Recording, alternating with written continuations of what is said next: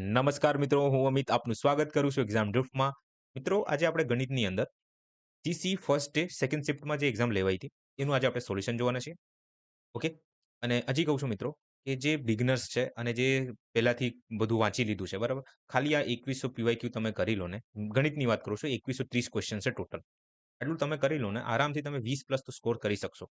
20 પૂરેપૂરું સ્કોર કરી શકો છો, પણ આમાં વેરિએશન આવી જાય, એક્ઝામ પ્રેશરને લીધે કદાચ દાખલો સોલ્વ ના થાય, એ વાત અલગ થઈ જાય છે.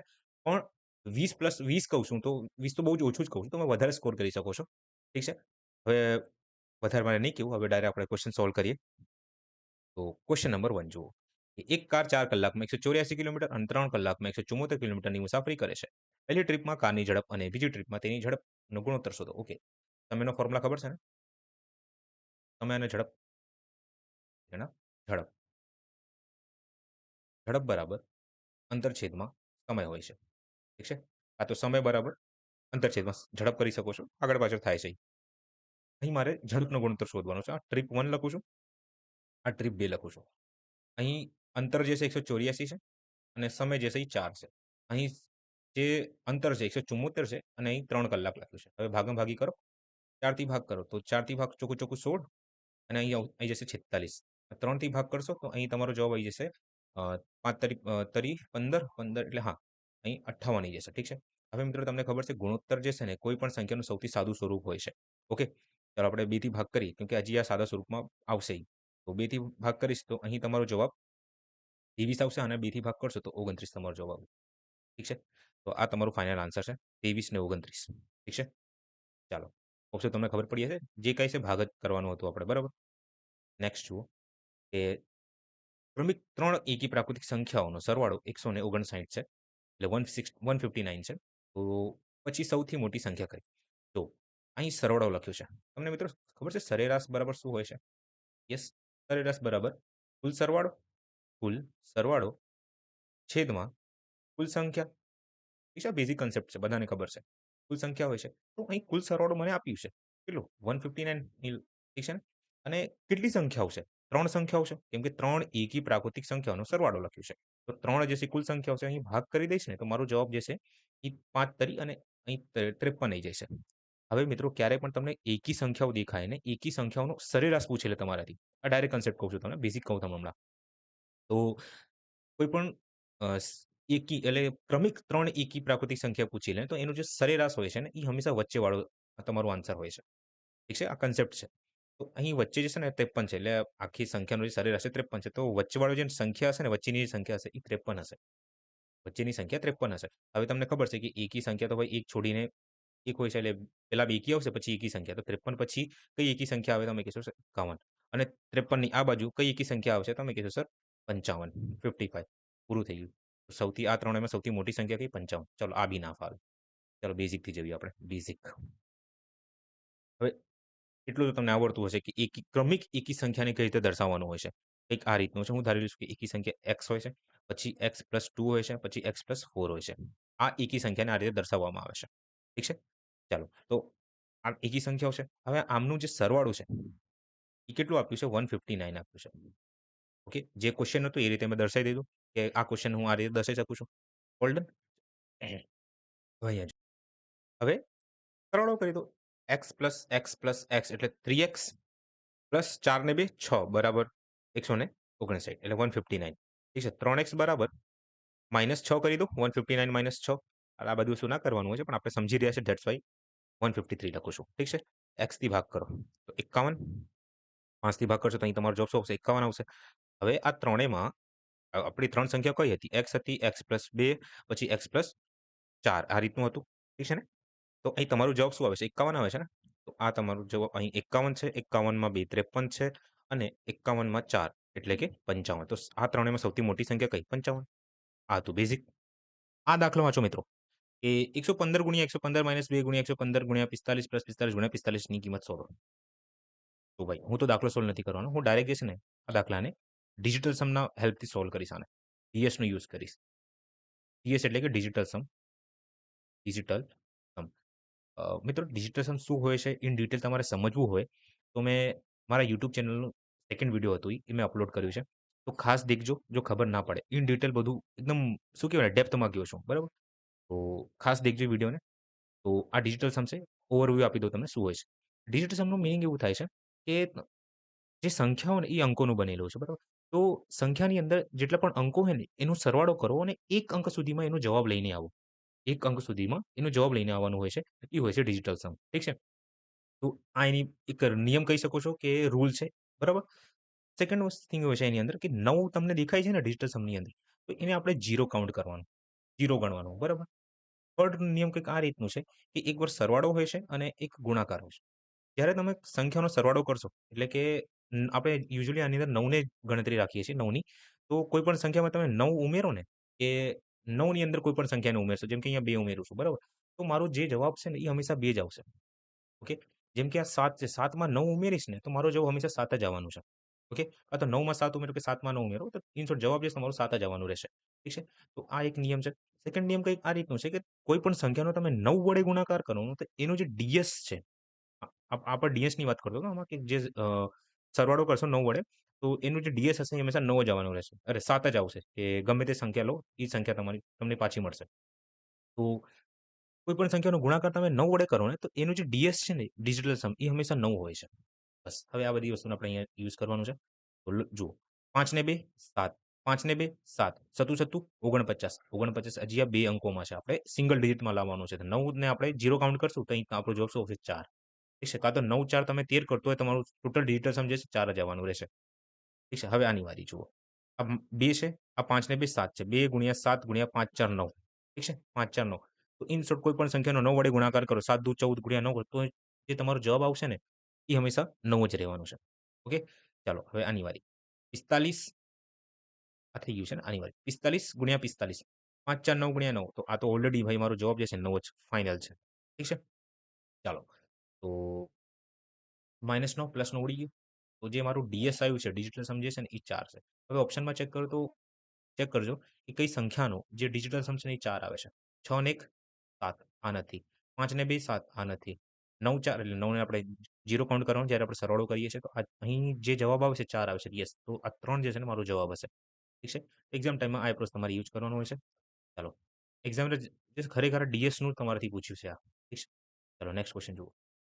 એ સમીકરણોની જોડ 4x + 2y - 2 = 0 અને -12x - 6y + 6 = 0 પાસે. ઓકે. આ એક એલ્જેબ્રિક ઇક્વેશન છે. આની અંદર એક એલ્જેબ્રામાં કન્સેપ્ટ આવે છે. એ કન્સેપ્ટ તમારે યાદ રાખવાનું છે. ઓકે. તો અહીંયા જુઓ કે તમને જે છે ને 2 ઇક્વેશન આપશે, 2 સમીકરણ આપશે. તો એ સમીકરણ કંઈક આ રીતનું છે કે a1x + b1y + c1 બરાબર છે 0 ના. પછી a2x + b2y + c2 બરાબર 0 છે. ઓકે. હવે આમાંથી તમે 3 નિષ્કર્ષ કાઢી શકો છો. ઠીક છે? 3 નિષ્કર્ષ કંઈક રિઝલ્ટ કે તમે આમ નિષ્કર્ષ કે રિઝલ્ટ કહી શકો છો કે આ રીતનું છે કે a1 છેદમાં a2 આ બરાબર છે. b1 છેદમાં b2 ના બરાબર છે c1 છેદમાં c2 છે. ત્યારે પણ તમને આવું દેખાય ને કમ્પેરિઝન કરીએ છીએ આપણે, બરાબર? સરખામણી કરવાની છે. ત્યારે પણ તમને આવું દેખાય ને આનું જે ઉકેલ હશે, જે રિઝલ્ટ હશે, બરાબર? એ સોલ્યુશન તમે કહી શકો છો. એ હંમેશા કેવું હશે? ઇન્ફાઇનાઇટ હશે. અનંત હશે. ઉકેલ કેવો હશે આનો? અનંત ઉકેલ છે. ઠીક છે? ત્યારે પણ તમને આવું દેખાઈ જાય કે a1 છેદમાં a2 પેન ચેન્જ કરું છું. a1 છેદમાં a1 છેદમાં a2 બરાબર b1 છેદમાં b2 બરાબર c1 છેદમાં c2. જ્યાં b1 અને c2 ઇક્વલ ના હોય એટલે કોઈ પણ ઇક્વલ ના હોઈ શકે. ગમે તે ઇક્વેશન કે જે સમીકરણ છે એ બરાબર ના હોઈ શકે છે. ત્યારે આ કન્ડિશનમાં જે ઉકેલ હશે ને આમાં એક પણ ઉકેલ ના હોય કે કોઈ નો સોલ્યુશન હોય છે. કોઈ ઉકેલ નથી. કોઈ ઉકેલ નથી. ઠીક છે? આને કહેવાય નો સોલ્યુશન. ઓકે. અને હજી એક આવે છે અને રિઝલ્ટ હોય છે. પેન ચેન્જ કરું છું. કે a1 છેદમાં a2 બરાબર b1 છેદમાં b2 બરાબર c1 છેદમાં c2.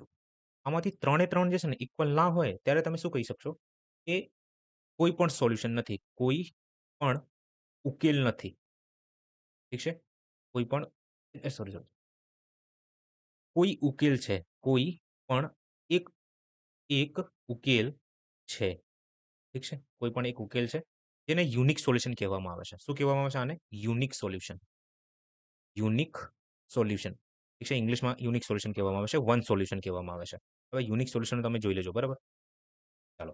તો હવે આપણે અહીંયા ચેક કરીએ. આ મારું A1 છે, નહીં દેખાય. આ A1 છે, આ B1 છે, આ C1 છે. આ A2 છે, આ B2 છે, આ C2 છે. ચાલો ચેક કરીએ. તો 4 છેદમાં -12, માઇનસ હોય તો માઇનસ લેવાનું, બરાબર? પછી 2 છેદમાં -6, બરાબર. -2 છેદમાં +6, ઠીક છે? ચેક કરો. 4 એકા 4, 4 થી 3 વારમાં. 2 એકા 2, 2 થી 3 વારમાં. 2 એકા 2, 2 થી 3 વારમાં ભાગ થાય છે. તો અહીં જે છે ને 1 છેદમાં -3, બરાબર. 1 છેદમાં -3, બરાબર. 1 છેદમાં -3. તો તમને આ શું લાગે છે? શું હશે આનું જે ઉકેલ આવશે, જવાબ આવશે, શું આવશે? તમે કહેશો, "સર, અનંત ઉકેલ હશે આનો." શું હશે? અનંત ઉકેલ હશે. કેમ? કેમ કે આમાં બધા ત્રણે ત્રણ જે ઇક્વેશન આપણે જે કમ્પેર કર્યું, સરખામણી કરી છે, એ બરાબર આવ્યું છે, બરાબર? તો અનંત ઘણા ઉકેલ હોઈ શકે છે આના. આનું મીનિંગ એવું થાય છે. આ તમારે યાદ રાખવાનું છે. ઠીક છે? અને ગોખી લો એવું હશે તો. ડાયરેક્ટ કન્સેપ્ટ તો ગોખવામાં શું જાય છે? અમુક લોકો કહેશે કે સમજો, પણ ભાઈ ટાઈમ બચાવશે યાર. સમજવાનું તો આ જ્યારે ઇન ડિટેલ ચેપ્ટર સમજાઈશ ને, સ્ટાર્ટ કરીશ ત્યારે તમે જોઈ લેજો. ઓકે? ઘણા સારે કરાવ્યું છે ત્યાં તમે જોઈ શકો છો. પણ યુઝ્યુઅલી આને યાદ રાખવાનું હોય છે. ચાલો સ્ટાર્ટ કરીએ. સેકન્ડ ક્વેશ્ચન જુઓ. કે એક હોડી સ્થિર પાણીમાં 12 કિલોમીટર પ્રતિ કલાકની ઝડપે મુસાફરી કરી શકે છે. જો પ્રવાહની ઝડપ આટલી 8 કિલોમીટર પ્રતિ કલાક હોય, તો હોડી દ્વારા પ્રવાહની દિશામાં 60 કિલોમીટર જવા માટે લાગેલો સમય આસાન હે? મિત્રો, હોડી અને પ્રવાહનું કન્સેપ્ટ તમને ખબર હશે. ઠીક છે? હોડીને ઇંગ્લિશમાં બોટ કહેવામાં આવે છે. બોટ. ઠીક છે? અને પ્રવાહને સ્ટ્રીમ કહેવામાં આવે છે. બોટ એન્ડ સ્ટ્રીમ કન્સેપ્ટ શું હોય છે? કે જ્યારે હોડી એટલે કે બોટ, હું હોડીને છે ને બી લખું છું. એટલે બોટ અને પ્રવાહને જે છે હું એસ લખું છું. ઠીક છે? યાદ રાખજો મિત્રો, જ્યારે પણ હોડી એટલે બોટ અને સ્ટ્રીમ પ્રવાહ જે છે, એકબીજાના દિશામાં એટલે એકબીજાને સપોર્ટ કરતા હોય, એમ પણ કહી શકો છો કે જે દિશામાં પ્રવાહ છે એ દિશામાં હોડી હોય, બરાબર? ત્યારે જે છે ને બંને એડ થઈ જાય છે. જે સ્પીડ હોય ને બંનેની જોડાઈ જાય છે. તો એ જે ઝડપ જોડાઈ છે ને એ ઝડપને શું કહેવામાં આવે છે? પ્રવાહની દિશામાં. શું કહેવામાં આવે છે? પ્રવાહની દિશામાં. જેને અનુપ્રવાહ કહેવામાં આવે છે. શું કહેવામાં આવે છે? અનુપ્રવાહ કહેવામાં આવે છે. એ બોટ પણ એટલે જે હોડી છે એ પ્રવાહની દિશામાં છે. તો આને શું કહેવાય છે? પ્રવાહની દિશામાં. બસ. હા સર, આ શું કીધું? હા, આ જ કન્સેપ્ટ હોય છે. અને સ્ટ્રીમ કહેવામાં આવે છે. જ્યારે બોટ અને સ્ટ્રીમ એક જ દિશામાં હોય એને પ્રવાહની દિશા એટલે કે અનુપ્રવાહ કહેવામાં આવે છે. જેને ઇંગ્લિશમાં ડાઉન સ્ટ્રીમ કહેવામાં આવે છે. Down stream. યાદ રાખજો, આ ત્રણે ત્રણ જે કન્સેપ્ટ છે, આ બી ઝડપ છે, આ બી ઝડપ છે, આ બી ઝડપ છે. ઠીક છે? બસ આ બે ઝડપનું મેં મિલાપ કર્યું છે. ઓકે? હવે નેક્સ્ટ જુઓ. જ્યારે બોટ અને સ્ટ્રીમ એકબીજાના અપોઝિટ હોય, એકબીજાના વિરુદ્ધ દિશામાં હોય, એમ પણ કહી શકો છો. ત્યારે જે છે ને આને પ્રતિપ્રવાહ કહેવામાં આવે છે. પ્રતિપ્રવાહ. વિરુદ્ધ દિશામાં હોય ને, નામથી ખબર પડશે પ્રતિપ્રવાહ. તેને ઇંગ્લિશમાં ડાઉનસ્ટ્રીમ કહેવામાં અપસ્ટ્રીમ કહેવામાં આવે છે. અપસ્ટ્રીમ. ઠીક છે? એ પ્રવાહની વિરુદ્ધ દિશામાં. પ્રવાહની વિરુદ્ધ દિશામાં. યાદ રાખજો, આ ત્રણે ત્રણ ઝડપ જ છે. ઓકે? હોડી પણ ઝડપમાં હશે, પ્રવાહ ઝડપમાં હશે અને આ બેનો જે એડ કરીને જે જવાબ લાય છે એટલે પ્રવાહની દિશામાં એટલે અનુપ્રવાહ, એ બી ઝડપ જ છે એક પ્રકારનું, બરાબર? ચાલો. હવે આપણે ફોર્મ્યુલા યુઝ કરીએ કે ઝડપનો ફોર્મ્યુલા તમને ખબર છે કે ઝડપ બરાબર અંતર છેદમાં શું હોય છે? સમય હોય છે. અંતર છેદમાં સમય. બસ સોલ્વ કરતા જાઓ. તો એક હોડી સ્થિર પાણીમાં, ઓકે, બી પ્લસ એસ એટલે મારે પ્રવાહની દિશા શોધવાની છે. તો બી પ્લસ એસ કરી દેવાનું. એટલે 12 + 8 બરાબર 20 થાય છે. તો 20 મીટર પ્રતિ સેકન્ડ જે છે ને, આ શું આવ્યું છે મારે? આ જે છે અનુપ્રવાહને હું ડાઉનસ્ટ્રીમ કહીશ હવેથી. આ મારું ડાઉનસ્ટ્રીમ આવી ગયું છે, ડી આવી ગયું છે. ઠીક છે ને? હજી કન્સેપ્ટ હોય છે આમાં, પણ ક્વેશ્ચન આવ્યું નથી એટલે સમજાવવાનું મીનિંગ નથી આમાં. ચાલો. તો ડાઉનસ્ટ્રીમ મને મળી ગયું. હવે ડાઉનસ્ટ્રીમમાં મને એવું કીધું છે કે હોડી દ્વારા પ્રવાહની દિશામાં 60 કિલોમીટર જવા માટે લાગેલ સમય મારે શોધવાનો છે. ભાઈ ઝડપ તો મને ખબર છે. ચલો, તો અંતર છેદમાં ઝડપ આ શું આપે છે મને? સમય આપે છે. ઠીક છે? તો ભાઈ ઝડપ તો 20 મીટર પ્રતિ સેકન્ડ છે. પ્રવાહની દિશાની જે ઝડપ છે ને એ 20 મીટર છે. બસ તો અહીંયા 20 લખી દો. 20 છેદમાં 60. તો 20 એકા 20, 20 થી 3 વાળો. તો 3 કલાક જે છે ને એ મારું જવાબ હશે. આસાન હે? આગળ જુઓ. 3 સંખ્યાઓ A, B અને C છે. જો A ને 5 જેટલી ઘટાડવામાં આવે અને B ને 5 જેટલી વધારવામાં આવે, તો તેમના મૂલ્ય સમાન થશે. જો C ને 9 જેટલી અને B ને 9 જેટલી વધારવામાં, નાઇસ ક્વેશ્ચન, આવે તો તેમના મૂલ્ય સમાન હશે. જો A અને C નો સરવાળો 380, 380 છે, તો B નું મૂલ્ય શોધો. આસાન હે? ના હોય તો આસાન બોલવામાં શું જાય છે? ખબર તો પડશે છેલ્લે. A, B, C છે. જો A ને 5 જેટલી, ઠીક છે. હું ધારું છું કે આ A છે, આ B છે, આ C છે. ઠીક છે? આ 3 સંખ્યાઓ છે. હવે આ 3 સંખ્યાઓમાં A માં 5 ઘટાડવામાં આવે છે. ઠીક છે? આ ઘટાડવાથી શું થાય છે? બીમાં પણ શું થાય છે? 5 નો ઘટાડો થાય છે. ઓકે? ચાલો તો આ મારું એક સમીકરણ તૈયાર થઈ ગયું છે. નેક્સ્ટ વાંચો કે ઓકે. જો સી ને 9 જેટલી અને બી ને 9 જેટલી વધારવામાં આવે છે. સી ને 9 વધારવામાં આવે છે અને બી ને પણ 9 વધારવામાં આવે છે. અમારું જે સમીકરણ જે છે ને 2 થઈ ગયું છે. ઓકે. હવે મિત્રો હું સમીકરણ 2 ને સોલ્વ કરું છું. જે વેરિયેબલ જે ચર સંખ્યાઓને જે ચર હોય એમને એક બાજુ લઈને આવવાનું છે. જે અચળ હોય આમાં સી જે છે ચર છે. એટલે કે વેરિયેબલ છે. અને 9 જે તમને દેખાય ને આ કોન્સ્ટન્ટ કહેવામાં આવે છે. અચળ કહેવામાં આવે છે આમને. બરાબર? એલ્જેબ્રાની લેંગ્વેજમાં. ઓકે. તો હું સી માઇનસ બી લખું છું.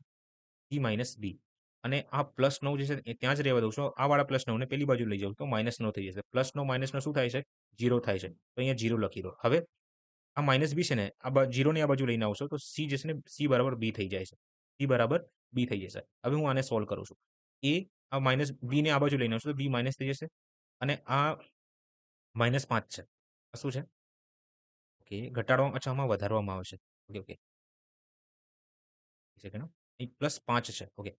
અહીં +5 ત્યાં જ રહેવા દઉં છું. આ -5 ને આ બાજુ લઈ જાઉં તો આ +5 થઈ જાય. ટોટલ અહીં જે મારો જવાબ આવે છે એ 10 આવે છે. ઠીક છે? તો અહીંયા 10 લખું છું. ઓકે? ચાલો. મેન કામ પૂરું. હવે મને એવું કીધું છે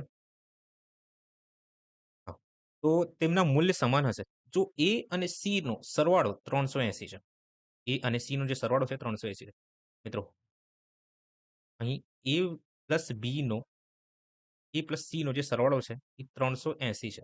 હવે મિત્રો હું બી બરાબર સી લખું કે સી બરાબર બી લખું બધું સરખું જ છે. તો જ્યાં મને બી દેખાશે ને ત્યાં મને સી દેખાય ત્યાં હું બી લખી દઉં. કોઈને તકલીફ? ના, કોઈને તકલીફ નહીં પડે. તો અહીં હું બી લખી શકું છું. ઠીક છે ને? કેમ કે આ ઇક્વેશનથી મેં સોલ્વ કર્યું છે. હવે એ માઇનસ બી જે છે ને એ માઇનસ બી અહીં મને 10 આપ્યું છે. ઓકે? ચાલો. હવે તમને જ્યાં માઇનસ હોય ત્યાં પ્લસ કરો, જ્યાં પ્લસ હોય ત્યાં માઇનસ કરો. કાં તો કાંઈ કરવાની જરૂર નથી. આ પ્લસ માઇનસ છે ને સેમ સેમ વડું કપાઈ જશે બરાબર? કટાઈ જવું છું. કપાઈ જશે. સરવાળો કરી દો. તો અહીં 2 એ તમારો જવાબ આવે છે. અહીં 390 તમારો જવાબ આવે છે.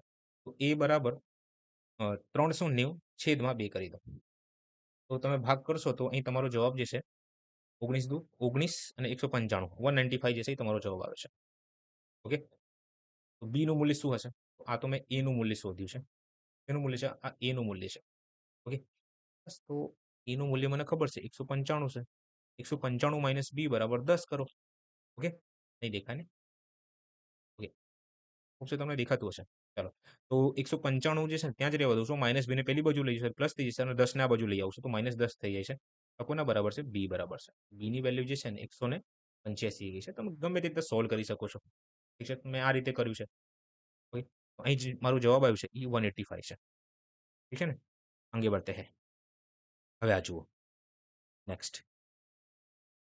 એ એક કામને 15 દિવસમાં અને બી તેને 20 દિવસમાં કરી શકે છે. જો તેઓ તેના પર 3 દિવસ સાથે મળીને કામ કરે છે, તો કેટલા ભાગનું કામ બાકી રહેશે? જો યુઝ્યુઅલી બધા જે છે આ ફોર્મ્યુલાનો યુઝ કરે છે. હું તમને સજેસ્ટ કરીશ ક્યારે પણ સમય અને અંતરની અંદર ફોર્મ્યુલા યુઝ થતું તો વેલ એન્ડ ગુડ તમે ફાસ્ટ ઝડપથી સોલ્વ કરી શકો છો. પણ યુઝ્યુઅલી હંમેશા એલસીએમ લઈને સોલ્વ કરો. એલસીએમ એટલે કે લસાવાળી જે મેથડ તમને શીખવાડ્યું તો તમારા સર ટીચરે બરાબર?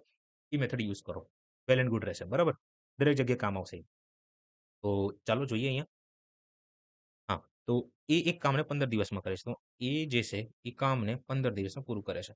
વધારે જાડી કરી શકાય. એ જે છે એ કામને 15 દિવસમાં પૂર્ણ કરે છે. ઠીક છે? ઓકે. ઈ જે છે ઈ જ કામને 20 દિવસમાં પૂર્ણ કરે છે. ઓકે. હવે 15 અને 20 નું જે છે ને એલસીએમ લઈ લો, લસા લઈ લો. તો 15 અને 20 નું જે લસા હોય છે ને એ 60 આવે છે. શું આવે છે? 60 કઈ રીતે શોધ્યું મેં? તમને ખબર હશે કે 15 છે આ 20 છે. આ રીતે આપણે ભાગ વિધિથી સોલ્વ કરવાનો છે. અને જો તમને એલસીએમ એચસીએમ શીખવું છે તમે 5 કલાક 58 મિનિટ એટલે ઇન શોર્ટ તમે કહી શકો છો 6 કલાકનું એક લેક્ચર લીધું છે, સેશન લીધું છે. તો ખાસ દેખજો. ઠીક છે? એકદમ બેઝિક ટુ એડવાન્સ લેવલ ગયો છું. બરાબર? અને જેટલા પણ ટાઈપ હોઈ શકે છે એલસીએમ એચસીએમ ની અંદર મેં બધું શીખવાડી દીધું છે એમાં. ઓકે? ચાલો. તો આપણે 5 થી ભાગ કરીએ તો 5 થી 3 વારમાં, 5 થી 4 વારમાં. 3 થી ભાગ કરીએ તો 3 એક વારમાં, 4 એમને એમ ઉતારી દો. 4 થી 1 વારમાં. તો 5 તારી 15 ગુણ્યા 4 કરશો તો 60 તમારો જવાબ આવી જશે. તો આને આ રીતે સોલ્વ કરવામાં આવશે. યુઝ્યુઅલી સ્ટાર્ટિંગ હંમેશા નાની સંખ્યાથી કરવામાં આવે છે પણ આપણે એક્ઝામ પેપર શીખવાની છે. બરાબર? તો આ રીતે તમે કરી શકો છો નો ડાઉટ. ઠીક છે? ચાલો. સંખ્યા છે તમે ગમે તે રીતે રિપ્રેઝન્ટ કરી શકો છો. દર્શાવી શકો છો, રિપ્રેઝન્ટ કરી શકો છો. વધારે સ્પીડ થાય છે. ચાલો મજા કરો છો અહીંયા લો. આ 15 ને 60 થી ભાગ કરીએ આપણે. તો જે જવાબ છે એ 4 આવશે. 20 ને 60 થી ભાગ કરશો તો તમારો જવાબ 3 આવશે. આ શું કર્યું સર? મિત્રો આ તમારી જે છે તમારી કહું છું કે આ જે છે ને કાર્ય છે. આ જે છે સમય છે. તો કાર્ય ભાગ્યા સમય કરો ને તો તમને શું મળે છે? કાર્યક્ષમતા મળે છે.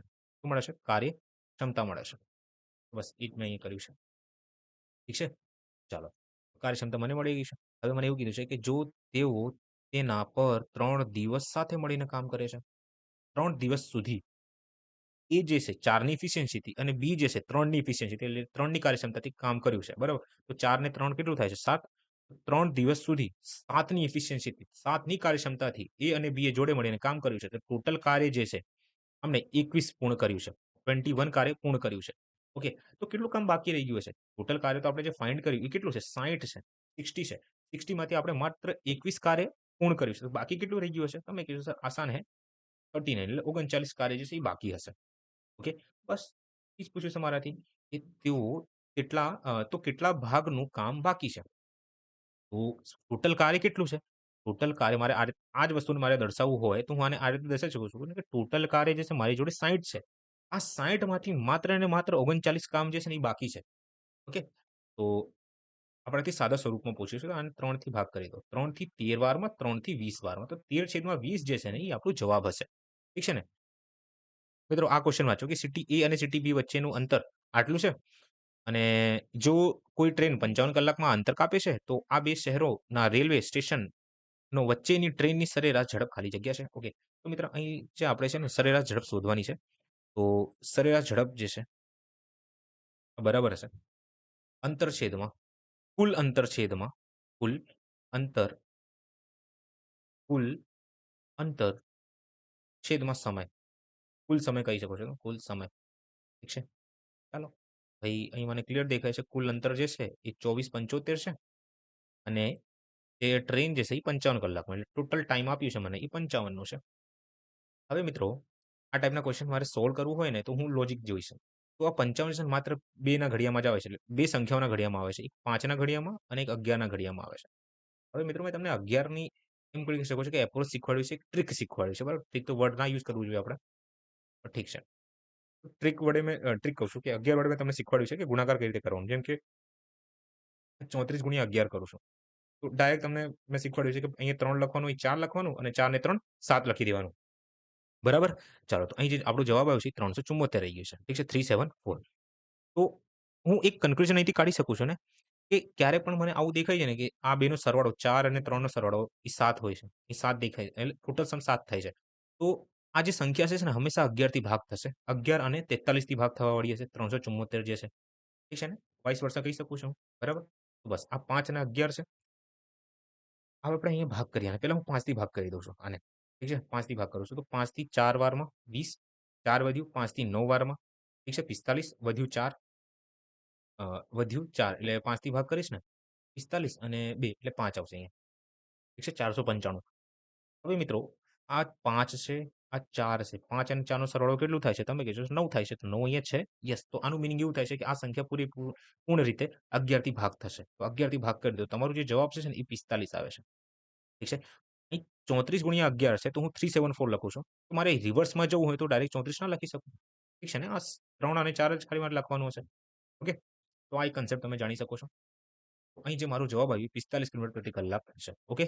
ચાલો આ જુઓ. એ 2 સંખ્યાઓ A અને B ની સરેરાશ 19 છે અને B અને C ની 30 છે, C અને A ની 25 છે. તો એનું મૂલ્ય શોધો. ઠીક છે? સરેરાશનું ફોર્મ્યુલા તમને ખબર છે ને? સરેરાશ બરાબર કુલ સરવાળો કુલ સરવાળો બરાબર કુલ સમય કુલ સમય કુલ સરવાળો બરાબર કુલ સમય. આસાન હે? હવે મિત્રો હું હવેથી જે છે ને યાદ રાખજો કે હું સરેરાશને હંમેશા A કહીશ, એવરેજ. આ કુલ સમય રહે છે ને હું T કહીશ. બરાબર? અને આ કુલ સરવાળો જે છે ને, આ કુલ સમયને T કહીશ અને કુલ સરવાળોને S કહીશ હવેથી. યાદ રાખજો. ઠીક છે? ચાલો. તો A પ્લસ B નો સરેરાશ જે છે, A પ્લસ B ની જે સરેરાશ છે એ 19 છે. તો હું સરવાળો કાઢી શકું છું ને? કેમ? કેમ કે અહીં 19 લખું. અહીં કુલ સંખ્યા જે છે મારી જોડે 2 છે. A અને B ટોટલ કેટલી સંખ્યાઓ છે? 2 સંખ્યાઓ છે. તો હું આરામથી કુલ સરવાળો ના શોધી શકું? S શોધી શકું છું ને? એટલે ગુણાકાર કરવાનું હશે આપણે. તો અહીં A પ્લસ B નો જે સરવાળો છે ને એ 19 દુ 38 થઈ જાય છે. ઠીક છે ને? અહીં B પ્લસ C છે. અહીં જે સરવાળો થાય છે 30 × 2 એટલે કે 60 થાય છે. અહીં સી પ્લસ એ છે, તો જે સરવાળો છે ને 25 ગુણ્યા 2 એટલે 50 થાય છે. હવે ભાઈ બધાનો સરવાળો કરી દો. તો અહીં 2 વાર એ આવ્યું છે તો 2 એ લખો 2a 2b અને 2c. ઠીક છે? ના ખબર પડે તો આ રીતે EBC a plus b plus c લખો. ઠીક છે? પછી આ વાળી લાઈનનો આપણે સરવાળો કરવાનો છે તો b plus c plus a. ઠીક છે? આ બરાબર હશે કોના? 8 6 5 11 માં 3 148 નો.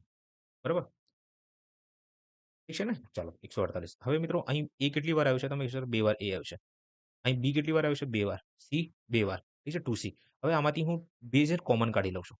તો હું આ બધાને આ રીતે લખું છું કે 2a plus b plus c આ બરાબર છે કોના? 148 ના. ઠીક છે? શોર્ટમાં લખ્યું છે. તો a plus b plus c નો ટોટલ સરવાળો હું શોધી શકું છું ને 148 નો હાફ કરી દો. 148 નો અડધું કરી દેવાનું હોય છે. તો 148 નો અડધું જે છે ને 74 74 થાય છે. તો a plus b plus c નો ટોટલ સરવાળો જે છે એ 74 થાય છે. જ્યાં મારે શું શોધવાનું છે? એનું મૂલ્ય શોધવાનું છે. પણ આપણી જોડે તો બી અને સી નું મૂલ્ય ખબર છે. ટોટલ સરવાળો કેટલો છે? બી અને સી નો ટોટલ સરવાળો તમે કહેશો સર 60 છે. તો અહીં જો હું 60 લખી દઉં 60 લખી દઉં તો એનું મૂલ્ય મને મળી જશે. તો આ 60 ને પેલી બાજુ મોકલી દઉં છું. તો એ બરાબર 74 માઇનસ 60 કરી દઈશ. તો મારો જવાબ 14 આવી જશે. 14 14 ઇઝ માય આન્સર. ઠીક છે ને? આ દાખલો જુઓ મિત્રો કે 554 એટલે 554 ની ઘાત 554 ની ઘાત 372 પ્લસ 554 ની ઘાત 373 છે 373 છે. મિત્રો આ જે છે નંબર સિસ્ટમની કન્સેપ્ટ છે. આમાં તમારે ડાયરેક્ટ યાદ રાખવાનું છે. આ એકમ અંક મારે શોધવાનો છે. તો 554 નું એકમ અંક કયો છે? 4 છે. તો હું 4 ની ઘાત 372 લખી શકું છું ને? યસ, હું લખી શકું છું.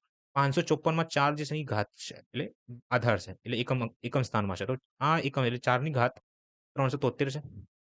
હવે આમાં કન્સેપ્ટ આવે છે. ડાયરેક્ટ તમારે યાદ રાખવાનું છે કે ક્યારે પણ 4 ની ઘાત જે એકી હોય, 4 ની ઘાત ક્યારે પણ તમને એકી જોવા મળે તો તમારું જે એકમ સ્થાને આન્સર છે ને એકમ સ્થાનમાં હંમેશા ઓલવેઝ 4 આવશે. ઠીક છે? અને જ્યારે 4 ની ઘાત બેકી હોય તો એકમ સ્થાનમાં હંમેશા જે છે તમને 6 જોવા મળશે. શું જોવા મળશે? 6. ચલો દેખાડું તમને. તો હું 4 ની ઘાત 3 લઈ લઉં છું. ઠીક છે? તો 4 ગુણ્યા 4 ગુણ્યા 4 ગુણ્યા 4 જુઓ ચોખ્ખું ચોખ્ખું 16 ચોક 64 થાય છે. 64 મારો જવાબ આવી છે. તો આ 4 જે છે ને કયા સ્થાને છે? તમે કીધું સર એકમ સ્થાન છે. તો શું કઈ સંખ્યા છે? 4. ઠીક છે? તો એકમ સ્થાને 4 જોવા મળશે. જ્યારે 4 ની ઘાત હું 2 કરું ચોખ્ખું ચોખ્ખું 16 તો એકમ સ્થાને કઈ સંખ્યા તમને જોવા મળે છે? 6. ઠીક છે? તો આ તમારે ડાયરેક્ટ યાદ રાખવાનું છે. ઓકે? ચાલો હું ઇરેઝ કરી દઉં છું. હમ, એકમ સ્થાન છે આ. એકમ સ્થાને. ઠીક છે? તો અહીંથી મને ક્લિયર દેખાય છે કે 4 ની ઘાત 372 જે છે ને આ બેકીવાળી સંખ્યા છે. તો બેકીવાળી સંખ્યા હોય તો અહીં હંમેશા એકમ સ્થાને મને 6 જોવા મળશે. યાદ રાખવાનું છે. ઠીક છે? પ્રેક્ટિસ એટલી કરી લો ને કે યાદ જ રહી જાય મગજમાં. 373 છે. તો ક્યારે પણ 4 ની ઘાત મને એકી દેખાય છે ને તો મારો જવાબ જે છે ને એ હંમેશા 4 જ આવશે.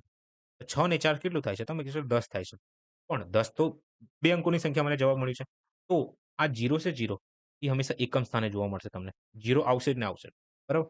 તો અહીં તમારો જવાબ 0 આવશે. ઠીક છે? ચાલો નેક્સ્ટ જુઓ કે નંદિની ઈંટો ખરીદવા ઈંટના ભઠ્ઠામાં ગઈ. ઈંટોનો ભાવ 1000 ઈંટ દીઠ 32.40 હતું. જો તેની પાસે માત્ર 25,920 હોય તો તે કેટલી ઈંટો ખરીદી શકે છે? તો ત્રિરાશિનો યુઝ કરવામાં આવે છે અહીં. ક્લિયર દેખાય છે. એ આ બેન જે છે ને 3240 રૂપિયામાં જે છે કેટલા ઈંટો લઈને આવે છે? 1000 ઈંટો લઈને આવે છે. ઠીક છે? મારાથી પૂછ્યું છે કે આ બેન 25,920 રૂપિયામાં કેટલા ઈંટો લઈને આવશે? એટલી રાશિનો યુઝ કરો. 25,920 ગુણ્યા 1000 અહીં 3240. ઠીક છે? ચાલો. તો હવે આપણે ભાગ કરીએ. તો તમે અહીં ભાગ કરશો તો તમારો જવાબ જે છે ચલો 0 તો 0 ઉડાડી દઈએ આપણે પછી જોઈ જશે જે. આ 324 છે ને મને એક જ વસ્તુ દેખાય છે કે 18 ગુણ્યા 18 છે. 18 ગુણ્યા 18 છે. કાં તો હું આ સંખ્યાને ડાયરેક્ટ 18 થી ભાગ કરી શકું છું કાં તો 9 થી ભાગ કરી શકું છું. ઠીક છે? તો ચાલો જોઈએ. હું 18 થી ભાગ કરું છું આને. તો 18 એકા 18 અહીં 7 વધ્યું. 18 ગુણ્યા 4 એટલે 72. 7 વધ્યું. અહીં 4 આવશે 144. 18 થી ભાગ કરીશ તો અહીં મારો જવાબ જે છે ને એ 8 આવશે. 18 * 144 થાય છે. તો મારો જે જવાબ આવ્યો કેટલું આવી ગયું? 8000. તમારે આ રીતે લોજિક ક્રિએટ કરવાનું છે. બરાબર? એક્ઝામમાં. ચાલો. ટ્રિક વિક જેવી કોઈ વસ્તુ ના હોય. જે હોય છે એપ્રોચ હોય છે. ઠીક છે? ચાલો. નેક્સ્ટ જુઓ. એક સેકન્ડ. એક માણસ 74 મિનિટમાં A થી B સુધી 35 કિલોમીટર પ્રતિ કલાકની ઝડપે મુસાફરી કરે છે અને B થી C સુધીમાં અંતર 111 મિનિટમાં 45 કિલોમીટર પ્રતિ કલાકની ઝડપે ઝડપે કાપે છે. તો સમગ્ર પ્રવાસની સરેરાશ ઝડપ શોધો. ઓકે. મિત્રો આજે જ મેં સરેરાશ ઝડપ શીખવાડ્યું છે. તો અહીં એ કીધું છે કે આ માણસ છે, એક માણસ છે, આ રીતે જાય છે. ઓકે. 74 મિનિટમાં A થી B સુધી અંતર કાપે છે. A થી B અને B થી C. આ 3 અંતર ભાઈને કાપવાનું છે, 3 જગ્યાએ જવાનું છે. A થી C જે છે ને આ ભાઈ 74 મિનિટ લેશે અને 35 ની સ્પીડે જાય છે. ઠીક છે. અહીં ટાઈમ છે, અહીં સ્પીડ છે. મને અંતર મળી જશે ને? અંતર એટલે કે ડિસ્ટન્સ. ઓકે. TST. ચાલો. હવે ઝડપે મુસાફરી કરે છે. B અને C થી અંતર 111 મિનિટ છે. ઠીક છે. ઝડપ કેટલી છે? 45 છે. હવે મિત્રો ખરેખર તમારે સોલ્વ કરવું તો તમે ગુણોત્તર લઈને સોલ્વ કરી શકો છો આ દાખલાને. ઠીક છે. આટલી લાંબી કેલ્ક્યુલેશન તમારે કરવાની કોઈ જરૂર નથી. કેમ કે ફોર્મ્યુલા મને શું કહે છે? સરેરાશ ઝડપનું. સરેરાશ ઝડપ બરાબર શું હોય છે કે કુલ અંતર છેદમાં કુલ સમય. કુલ સમય. કુલ સમય તો આપણી જોડે છે એ મિનિટમાં છે. પછી આપણે ચેન્જ કરી લઈશું. કોઈ જરૂર નથી. પણ ડિસ્ટન્સ જે છે તમે 74 ગુણ્યા 35 કરવા જશો, 111 ગુણ્યા 45 કરવા જશો તમે. ટાઈમ નથી ને આપણી જોડે યાર. એક કામ કરો હું બધાને જે છે ને ચલો એક નહીં લઈએ આપણે. કેલ્ક્યુલેશન તો આરામથી કરી લઈશું. આપણે જે છે ને ગુણોત્તર લઈને સોલ્વ કરીએ. તો આ 74 ને અને 11 વચ્ચેનું ગુણોત્તર લઈ લઈશું. એટલે સાદું સ્વરૂપમાં ફેરવી દઉં છું આ લોકોને. બરાબર? તો હું 37 થી ભાગ કરીશ આમને તો આ 2 બની જશે. અને 37 ને આને ભાગ કરીશ ને તો આ 3 બની જશે. કેમ મેં 37 જ કીધું? અમને કેલ્ક્યુલેશન જ્યારે મેં ફર્સ્ટ વિડીયો અપલોડ કર્યો મારા YouTubeનું, તો એની અંદર મેં તમને અલગથી સ્પેશિયલ ઘડિયા તૈયાર કરવાનું કીધા હતા. કેમ કે એક્ઝામિનર જે છે ને 37 નો ઘડિયો યુઝ કરે છે. ઓકે. 73 નો ઘડિયો યુઝ કરે છે. 73 જે છે ને તમને CISI જોવા મળશે. ઓકે. 37 નો ઘડિયો તમને આ રીતે જોવા મળશે. 111 માં તમને જોવા મળશે. બરાબર? તો સ્પેશિયલ જેટલા પણ ઘડિયા હોઈ શકે છે, પૂછાય છે ને એ તમને મેં યાદ કરવાનું કીધું છે. ઓકે. તો ખાસ યાદ કરજો. બરાબર? જરૂર છે યાર. સિલેક્શન લેવું તો કરવું તો પડશે. આટલી થોડું જુગાડ તો આ એક ટાઈપનું જુગાડ તમે કહી શકો છો. ઠીક છે? ચાલો. હવે મારે અંતર શોધવાનું છે. તો 35 દુ 70, 45 તરી. 45 નો ઘડિયો મેં યાદ કરવાનું કીધું છે. બરાબર? તો 45 ગુણ્યા 3 કરો. 45 તરી 135 થાય છે. ઓકે. પૂરું થઈ ગયું. 70 પ્લસ 135, 70 પ્લસ 135 205. તો અહીં 205 લખો. છેદમાં છેદમાં 3 ને 2 5 લખી દો. હવે 5 થી ભાગ કરી દેશો તમારો જવાબ જે 41 થઈ જશે. ઠીક છે? 41 તમારો જવાબ હશે. સર આ કેમ આપણે ભાગ કર્યું? ચાલો ભાગને આપણે ગુણોત્તર લીધું છે. આ 2x છે, આ 3x છે.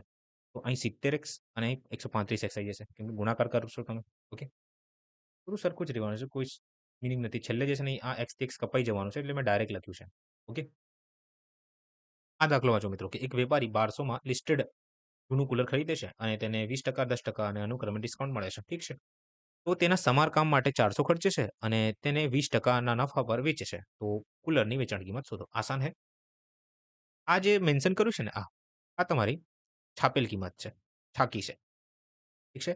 અહીં 20% અને 10% નું ડિસ્કાઉન્ટ આપે છે. મિત્રો હું એવું જાણું છું, એવું સમજુ છું કે તમને પ્રોફિટ લોસ એટલે નફો ખોટ અને વળતર વિશે થોડી ઘણી નોલેજ છે અને તમને આવડે છે. ઠીક છે ને? હું ડાયરેક્ટ અહીં કન્સેપ્ટ યુઝ કરું છું. ડિટેલમાં નથી જતો. બરાબર? તો ₹1200 જે છે, જો તમને એવું લાગે છે ડિટેલમાં જાઓ તો કમેન્ટ કરજો. નેક્સ્ટ ટાઈમ જે બી વિડીયો અપલોડ થશે ને એમ થાય વિડીયો તો અપલોડ કરવાનો છું. 2100 ક્વેશ્ચન પૂરા કરાવવાનો જ છું હું. બરાબર હું? તો નેક્સ્ટ ટાઈમ હું ધ્યાન રાખીશ અને એ રીતે સમજાઈશ. બરાબર? આ 1200 છે. આ 20% જે છે. 20% ની વેલ્યુ શું હોય છે? 1/5 હોય છે. ઠીક છે. આ 5 તમારી છાપેલ કિંમત છે. ₹1 ડિસ્કાઉન્ટ છે. તો તમારી વેચાણ કિંમત કેટલી હશે? તમે કીધું 4 હશે. તો હું આને આ રીતે 10 શકું છું. 4/5. 5 મારી વેચાણ કિંમત છાપેલ કિંમત 9 4 જે છે એ મારી વેચાણ કિંમત છે. વેચાણ કિંમત મારે શોધવાનું છે. જે આપેલું હોય એના જોડે આપણે કમ્પેરિઝન માટે 1200 રાખીએ છીએ. ઠીક છે. 1200 આપણી છાપેલ કિંમત છે. એ છાપેલ કિંમત 5x બરાબર છે. તો 4x ની વેલ્યુ કેટલી હશે? તમે આમ પણ કહી શકો છો. ઠીક છે. આ 10% છે. તો 10% ની વેલ્યુ શું હશે? 1/10. ઓકે. ₹10 જે છે આ મારી છાપેલ કિંમત છે. ₹1 નું ડિસ્કાઉન્ટ આપું છું. તો ₹9 હું વેચું છું. બસ હવે આને કેલ્ક્યુલેટ કરી લો. તો ભાગ કરો. 0 થી 0 5 થી કાપશો તો અહીં 24 આવશે. તો 24 ગુણ્યા 36 કરી દો. 24 ગુણ્યા 36 કરી દો. હવે આ જે તમારો જવાબ આવ્યો છે ને, આમાં હવે તમે એક્સ્ટ્રાના ₹400 ખર્ચો છો. પ્લસ 400. ઠીક છે? પ્લસ 400. તો આ તમારો જવાબ આવ્યો છે. હવે આમાં તમે ચલો પહેલા આપણે જવાબ લઈ આવીએ પછી ઇન ડિટેલ લઈશું. તો 24 તરી 720 થાય છે અને 24 છંગ જે છે ને 144 થાય છે. તો અહીં મારો જવાબ 864 864 864. હવે 864 માં તમે 400 એડ કરી દો. 1264. તો 1264 જે છે એ તમારો ટોટલ ખર્ચ થયો હશે આમાં. બરાબર? ટોટલ ખર્ચ આવ્યું છે. હવે આ ખર્ચ જે છે ને તમે કેટલા રૂપિયામાં વેચો છો? 20% નફા ઉપર વેચી દો છો. તો 20% ની વેલ્યુ શું હોય છે? આસાન છે 1/5 હોય છે. 5 જે તમારું આ શું હોય છે? પડતર કિંમત દર્શાવશે 5 અને 1 જે છે ને એ પ્રોફિટ હશે, નફો હશે. ઠીક છે? તો પડતર કિંમતમાં ₹1 નો નફો થાય છે. તમે કેટલા રૂપિયામાં વેચો છો? વધારેમાં વેચશો તો 5 માં 1 ઉમેરી દેવાનું એટલે 6. ₹6 વેચો છો તો તમારી વેચાણ કિંમત કેટલા યુનિટની છે? તમે કહેશો 6 યુનિટની છે. તો મારે આને દર્શાવવું હોય તો કંઈક આ રીતે દર્શાવી શકું છું કે 5 અહીં 6 એટલે 6/5. 5 જે છે એ મારી પડતર કિંમત છે. 6 જે છે એ વેચાણ કિંમત છે. ઠીક છે? ભાગાકાર કરો તમારો જવાબ તમારી સામે હશે. ફોર ઈઝી કેલ્ક્યુલેશન હું શું કરું છું કે આ 5 જે છે ને 5 ને તમે શું લખી શકો છો 10/2. ઠીક છે? હવે કોઈ પણ સંખ્યાને 2 વડે ગુણાકાર કરવું હોય તો હું આરામથી કરી લઈશ. તો આ 5 ની જગ્યાએ છે ને હું 10/2 લખી દઉં છું. 10/2 હવે છેદનો છેદ જે છે એ અંશ થઈ જાય છે. તો અહીંયા 2 કરી દો. ઓકે. હવે 1264 ગુણ્યા 6 દુ 12 કરી દો ડાયરેક્ટ. અને છેલ્લે જે જવાબ આવે અહીં તમારે પોઈન્ટ લગાડી દેજો. ઠીક છે? તો 5 વડે ભાગવું ના હોય ત્યારની વાત કરું છું. તમે ભાગીને સોલ્વ કરી શકો છો તમારા ઉપર છે. કોઈ ઇશ્યુ નથી. હું 12 વડે ભાગું છું, ગુણાકાર કરું છું. તો અહીં જે મારો જવાબ આવશે ને 12 બાચોક 48 એટલે અહીંયા 8 આવશે. 12 72, 72 માં 4 76 પછી 12 ગુણ્યા 12 144, 144 માં 7 એટલે કે 51, 151, 151 આ છેદમાં 10 છે. હવે તમને ખબર છે કે 10 ને તમારે દૂર કરશો તમારો જવાબ શું આવશે? પોઈન્ટમાં આન્સર આવે છે. તો 1516.8 જે છે એ મારો જવાબ હશે. ઠીક છે? એક જ જગ્યાએ દેખાય છે આ મારો જવાબ. ચાલો. હવે બે સંખ્યાઓ 2/5 ના ગુણોત્તરમાં છે. જો તેમને જો તેમનો ગુસા HCF 31 છે તો તે સંખ્યાઓ કઈ હશે? મિત્રો એલસીએમ એચસીએફનો કન્સેપ્ટ મેં તમને શીખવાડ્યું છે. હજી કહું છું તમને એલસીએમ એચસીએફમાં ક્યાં પણ તકલીફ પડે 6 કલાકનો વિડીયો છે. એકદમ ડિટેલ એમ બહુ જ બેઝિકથી શીખવાડ્યું છે. ઓકે સ્ટાર્ટિંગના જે વિડીયો છે ને એકદમ બેઝિક છે. જો તમને બેઝિક આવડતું હોય ક્વેશ્ચન પ્રેક્ટિસ તમારે કરવી હોય ને તો ત્યાં ટાઈમલાઈન હશે. તે ટાઈમલાઈન ઉપર ક્લિક કરીને એલસીએમના ક્વેશ્ચન તમે પ્રેક્ટિસ કરી શકો છો. પછી એચસીએફ કાં તો એચસીએફ એલસીએફ આગળ પાછળ તમે એ રીતે પ્રેક્ટિસ કરી શકો તમારા ઉપર છે. ટાઈમલાઈન ત્યાં મેન્શન કરી છે. તો ખાસ દેખજો. પ્રમોશન તો કરવું પડે ને. ચાલો. તો મિત્રો આમાં કન્સેપ્ટ છે કે જ્યારે બે સંખ્યાઓ હોય ને એ સાદા સ્વરૂપમાં હોય છે બરાબર ત્યારે બંનેમાં જે કોમન ફેક્ટર તમને જોવા મળશે કોમન ફેક્ટર એ કોમન ફેક્ટર શું હોય છે એચસીએફ હોય છે આ કન્સેપ્ટ છે શું કીધું છે ખબર ના પડી મિત્રો જેમ કે આ 12 લખ્યું છે એ 15 લખ્યું છે બરાબર 12 અને 15 આપણે ક્યારે પણ ગુણોત્તર તમને ખબર છે ગુણોત્તરનો મિનિંગ શું હોય છે કોઈ પણ સંખ્યાનું સૌથી સાદું સ્વરૂપ હોય છે અને આ જે છે ને આ સંખ્યા સાદા સ્વરૂપમાં નથી મારે સાદા સ્વરૂપમાં લાવવું છે તો હું શું કરીશ 3 થી ભાગ કરી દઈશ 3 થી ભાગ કરીશ તો આ 4 આ 4 બની જશે અને આ જે છે 5 બની જશે.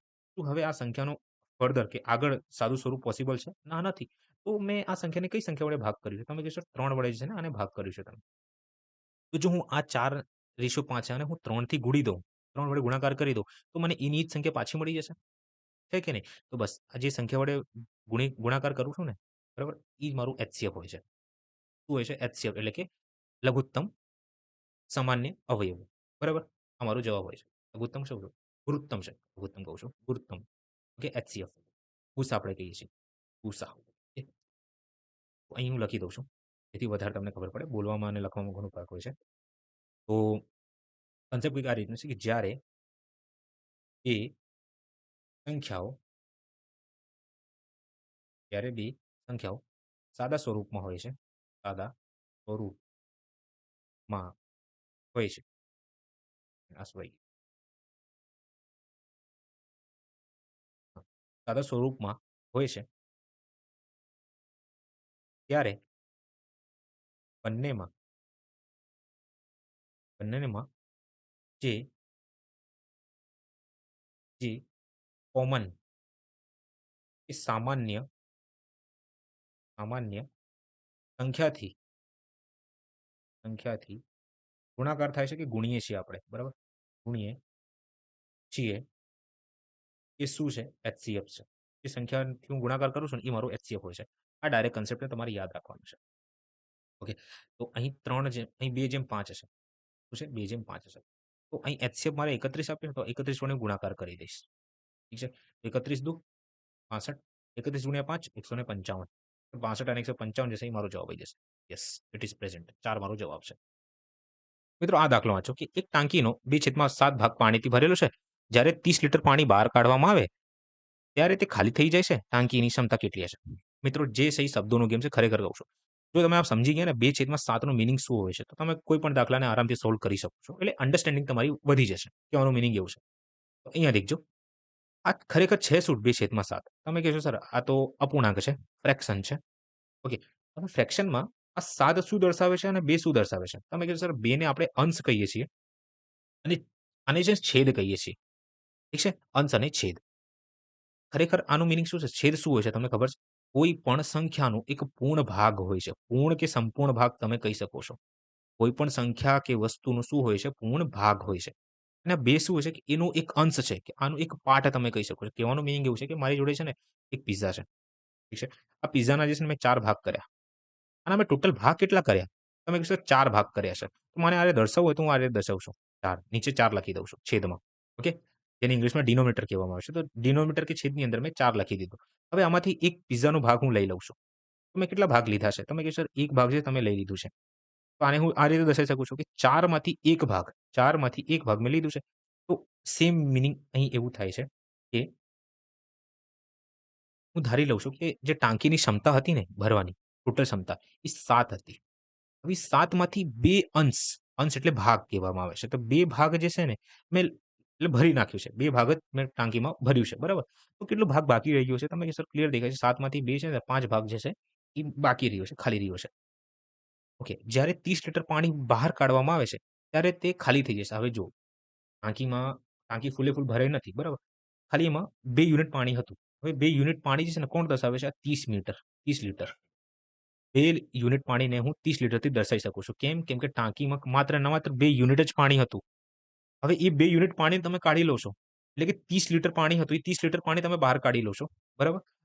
તો શું પૂછ્યું છે મારાથી? ખાલી થઈ જાય. ત્યારે ટાંકી ખાલી થઈ જશે. યસ, ઓબ્વિયસલી ખાલી જ થઈ જશે ને. કેમ કે 2 યુનિટ પાણી ભર્યા હતા.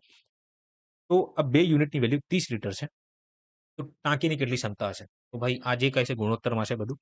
તો 2 યુનિટની વેલ્યુ જે છે એ 30 લીટર છે. અહીં હું ટોટલ યુનિટ શોધી શકું છું. 7 યુનિટની વેલ્યુ કેટલી હશે? ઠીક છે. તો તમે કાં તો ત્રિરાશિ યુઝ કરો.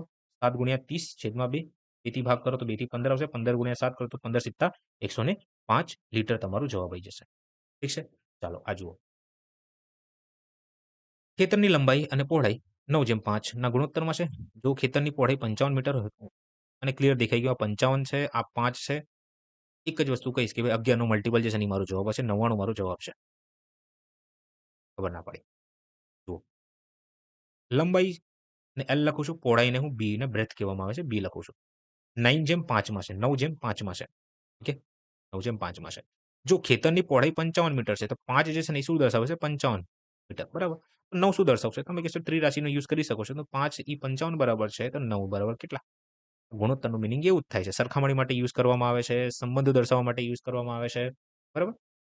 તો ગુણોત્તર ખબર ના પડે, તો મેં 6 લેક્ચરમાં ગુણોત્તર જે છે ને સરખી રીતે બધું સમજાવી દીધું છે. બધું પૂર્ણ એટલે A to Z સમજાવી એડવાન્સ લેવલ સુધી ગયો છું. સમજાવ્યું છે બરાબર? તો ખાસ દેખજો ગુણોત્તર ચેપ્ટર. ઓકે? પ્રમોશન કરવું પડે ભાઈ. ચાલો 5 થી ભાગ કરીએ આપણે. મહેનત કરી છે. 5 એકા 5, 5 થી ભાગ કરશો તો 11 વારમાં. ચાલો કઈ વાંધો નથી. અહીં જુઓ. તિરાશી યુઝ કરવાનું છે. ખબર ના પડે તમે. 9 ગુણ્યા 55 છેદમાં 5 કરી દો. 5 એકા 5, 5 થી 11 11 ગુણ્યા 9 કરશો તમારો જવાબ શું આવશે? 99. આસાન હે? ચાલો. આ દાખલો વાંચો મિત્રો કે નીચેમાંથી કયું સમીકરણ સાચું છે? ઠીક છે. a cube plus b cube plus c cube minus 3abc બરાબર a plus b plus c a square plus b square plus c square minus ab minus bc minus ca. Yes, this is correct. આ સાચું છે. a cube minus b cube બરાબર a plus b a square minus ab minus b square. આ wrong છે. કેમ wrong છે? કેમ કે a cube minus b cube જે છે ને a cube minus b cube અહીં જે છે a માઇનસ b પછી a square plus b square plus ab થાય છે. ઠીક છે? આ થાય છે. તો અહીં તો આવું કંઈક દેખાતું નથી મને. ધેટ્સ વાય આ રોંગ છે. પછી a પ્લસ b નો હોલ ક્યુબ બરાબર a cube plus b cube plus 3ab a minus b? ના, આ પોસિબલ નથી. હા, પોસિબલ નથી. કેમ પોસિબલ નથી? કેમ કે a plus b plus cube જે છે ને ફોર્મ્યુલા કંઈક આ રીતનું હશે કે a cube plus b cube a cube plus b cube minus 3ab અને a પ્લસ b હોય છે. ઠીક છે? અહીં તો માઇનસ મેન્શન કર્યું છે તો અહીં પ્લસ હોવું જોઈએ અને અહીં માઇનસ હોવું જોઈએ. ચાલો. હવે a માઇનસ b નો હોલ ક્યુબ બરાબર a cube minus b cube minus 3ab. તો આમાં ફોર્મ્યુલા કંઈક આ રીતનું હશે કે a cube minus b cube અહીં પ્લસ 3ab અને અંદર જે છે ને a માઇનસ b હોય છે. ઠીક છે? આવું તો કંઈક દેખાતું નથી મને. ધેટ્સ વાય આ રોંગ છે. ઠીક છે? અને મને ટાઈમ આપજો કે હું લખી લઉં છું. તો મિત્રો આ ફોર્મ્યુલા તમારે યાદ રાખવાનો છે. બરાબર? આ ફોર્મ્યુલા જે છે રેગ્યુલર બેસિસ ઉપર જે રીતે હું એવું ધારું છું તમે ડેલી ઘડિયા, સ્ક્વેર, ક્યુબ આ બધી વસ્તુ તૈયાર કરી રહ્યા છો. તો આ પણ એડ કરી લેજો. ઠીક છે? તમારે યાદ કરવાનું છે. ઓકે? ચાલો. શીતલ 35% ના ડિસ્કાઉન્ટ અથવા 25% અને 10% ના ક્રમિક 2 ડિસ્કાઉન્ટ વચ્ચે નક્કી કરી શકી ન હતી. આ બંને ડિસ્કાઉન્ટ 10,000 ની ખરીદી પર આપવામાં આવે છે. તો બંને ડિસ્કાઉન્ટ વચ્ચે કેટલો તફાવત છે? ઠીક છે. અહીં શીલાબેન એટલે શીતલબેન જે છે પેલા 35% નું ડિસ્કાઉન્ટ મળે છે. ઓકે? ત્યારે પણ તમને ક્રમિક 2 ક્રમિક ડિસ્કાઉન્ટની વાત કરે ને તો આનો એક ફોર્મ્યુલા હોય છે. ડાયરેક્ટ યાદ રાખજો કે A plus B minus AB છેદમાં 100. આ જે છે ને 2 ક્રમિક ડિસ્કાઉન્ટનો ફોર્મ્યુલા છે. ડિસ્કાઉન્ટ. ઠીક છે? યાદ રાખજો. તો ક્રમિક ડિસ્કાઉન્ટ છે ને ફોર્મ્યુલા આપણે યુઝ કરીએ તો અહીં 25 પ્લસ 10 માઇનસ 25 ગુણ્યા 10 એટલે કે 250. હું ડાયરેક્ટ 250 લખું છું. છેદમાં 100. ઠીક છે? તો અહીં જે મારો જવાબ આવે છે 2.5 આવે છે. 2.5% છે જે બી છે. બરાબર યાદ રાખજો. ટકામાં છે. આમાં કરીને બ્રેકેટ કરીને ટકા. 25માં 10 35 માઇનસ 2.5 બરાબર માઇનસ કરી જુઓ. તમારો જો 32.5 આવે છે. ઠીક છે ને? અહીં 32.5 લખું છું. હવે મને એવું કીધું છે કે 2 ડિસ્કાઉન્ટ વચ્ચેનો તફાવત. તો બંને ડિસ્કાઉન્ટ વચ્ચેનો તફાવત ખાલી જગ્યા છે. તફાવત કેટલાનો દેખાય છે? ક્લિયર કટ છે. 2.5 નું છે. કેટલાનું છે? 2.5 નું તફાવત છે. બસ તો 10,000 નું 2.5 કાઢી લો. આ ટકા છે. 2% છે. તો 10,000 25 2.5 પહેલા હું 10 લખું છું. આ પોઈન્ટને ઉડાડીને 25/10 અને ટકાની વેલ્યુ તમને ખબર છે કે છેદમાં 100 લખવાનું હોય છે. તો 3 મીંડા ઉડી ગયા. 250 ગુણ્યા 10 એટલે 250. 25 ગુણ્या 10 એટલે 250. ઠીક છે? ચાલો આगे बढ़ते हैं. એ જો એક્સ એ ઝેડ કરતા 40% વધુ અને એવું લખ્યું છે એમ લખતા જાઓ. સમીકરણ બનાવતા જાઓ. એક્સ એ એટલે બરાબર ઝેડ કરતા એટલે કે ગુણાકાર 40% વધુ. 40% વધુ. તો 40%ની વેલ્યુ 2/5 હોય છે. હવે અહીં વધુ લખ્યું છે એટલે 5 ઉપર 2 નો વધારો.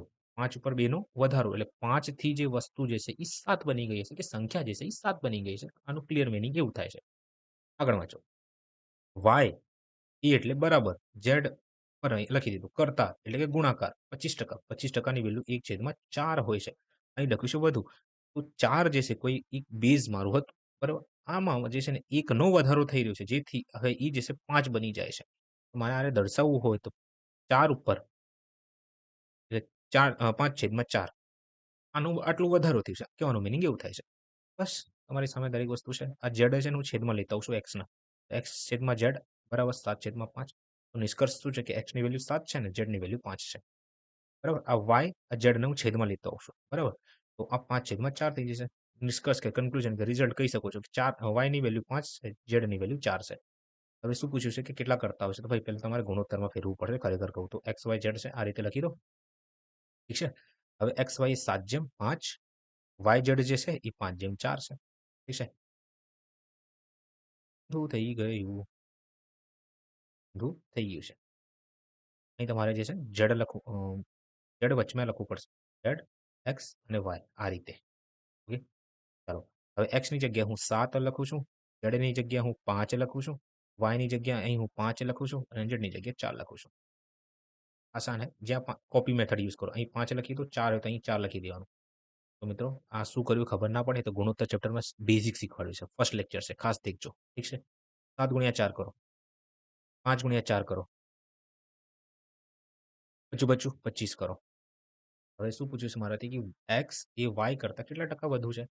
28 એ 25 કરતા કેટલા ટકા વધુ છે? તો વધુ વર્ડ આવે ને વધુ, વધારો, ઘટાડો, ઓછો જે કાંઈ લખ્યું હોય બરાબર ઓછું તો હંમેશા તફાવતનું કામ કરે છે. તો હંમેશા તફાવત સૌથી પહેલા શોધી લો. તો 28 અને 25 વચ્ચેનો તફાવત એ ક્લિયર કટ દેખાય છે કે 3 નું છે. 25 માંથી કે 28 માંથી 25 ને બાદ કરશો 3 નો તફાવત જોવા મળે છે. અને ક્યારે પણ વધુ શબ્દ લખ્યું હોય તો નીચે હંમેશા જે છે ને ટકાવારીમાં એ નીચે હંમેશા જે છે ને ઓછી વસ્તુ હોય કે ઓછી સંખ્યા હોય ને એ આપણે લેવાનું હોય. તો ઓછી સંખ્યા અહીં 25 છે. ઠીક છે? અહીં ગુણાકાર 100 કરી દો. તો કેટલા ટકા કે વધારો ઘટાડો તમને મળી જશે? 25 એકા 25 ચોક 100. 4 તરી 12. તો 12% અમારો જવાબ છે. હવે મિત્રો આ દાખલો જુઓ કે 6x + 4y = 8 અને 2x + y = 2 હોય તો y નું મૂલ્ય શોધો. આસાન હે. અહીં લખો 6x પ્લસ 4y બરાબર 8. અહીં 2x પ્લસ y બરાબર 2. ઠીક છે? ચાલો. હવે મિત્રો એક કામ કરો, સમીકરણ જે છે ને આને આપણે સરખું કરવાનું હોય છે. તો આ સંખ્યાને છે ને હું x ઉપર કામ કરું તો મને y મળી જશે? યસ.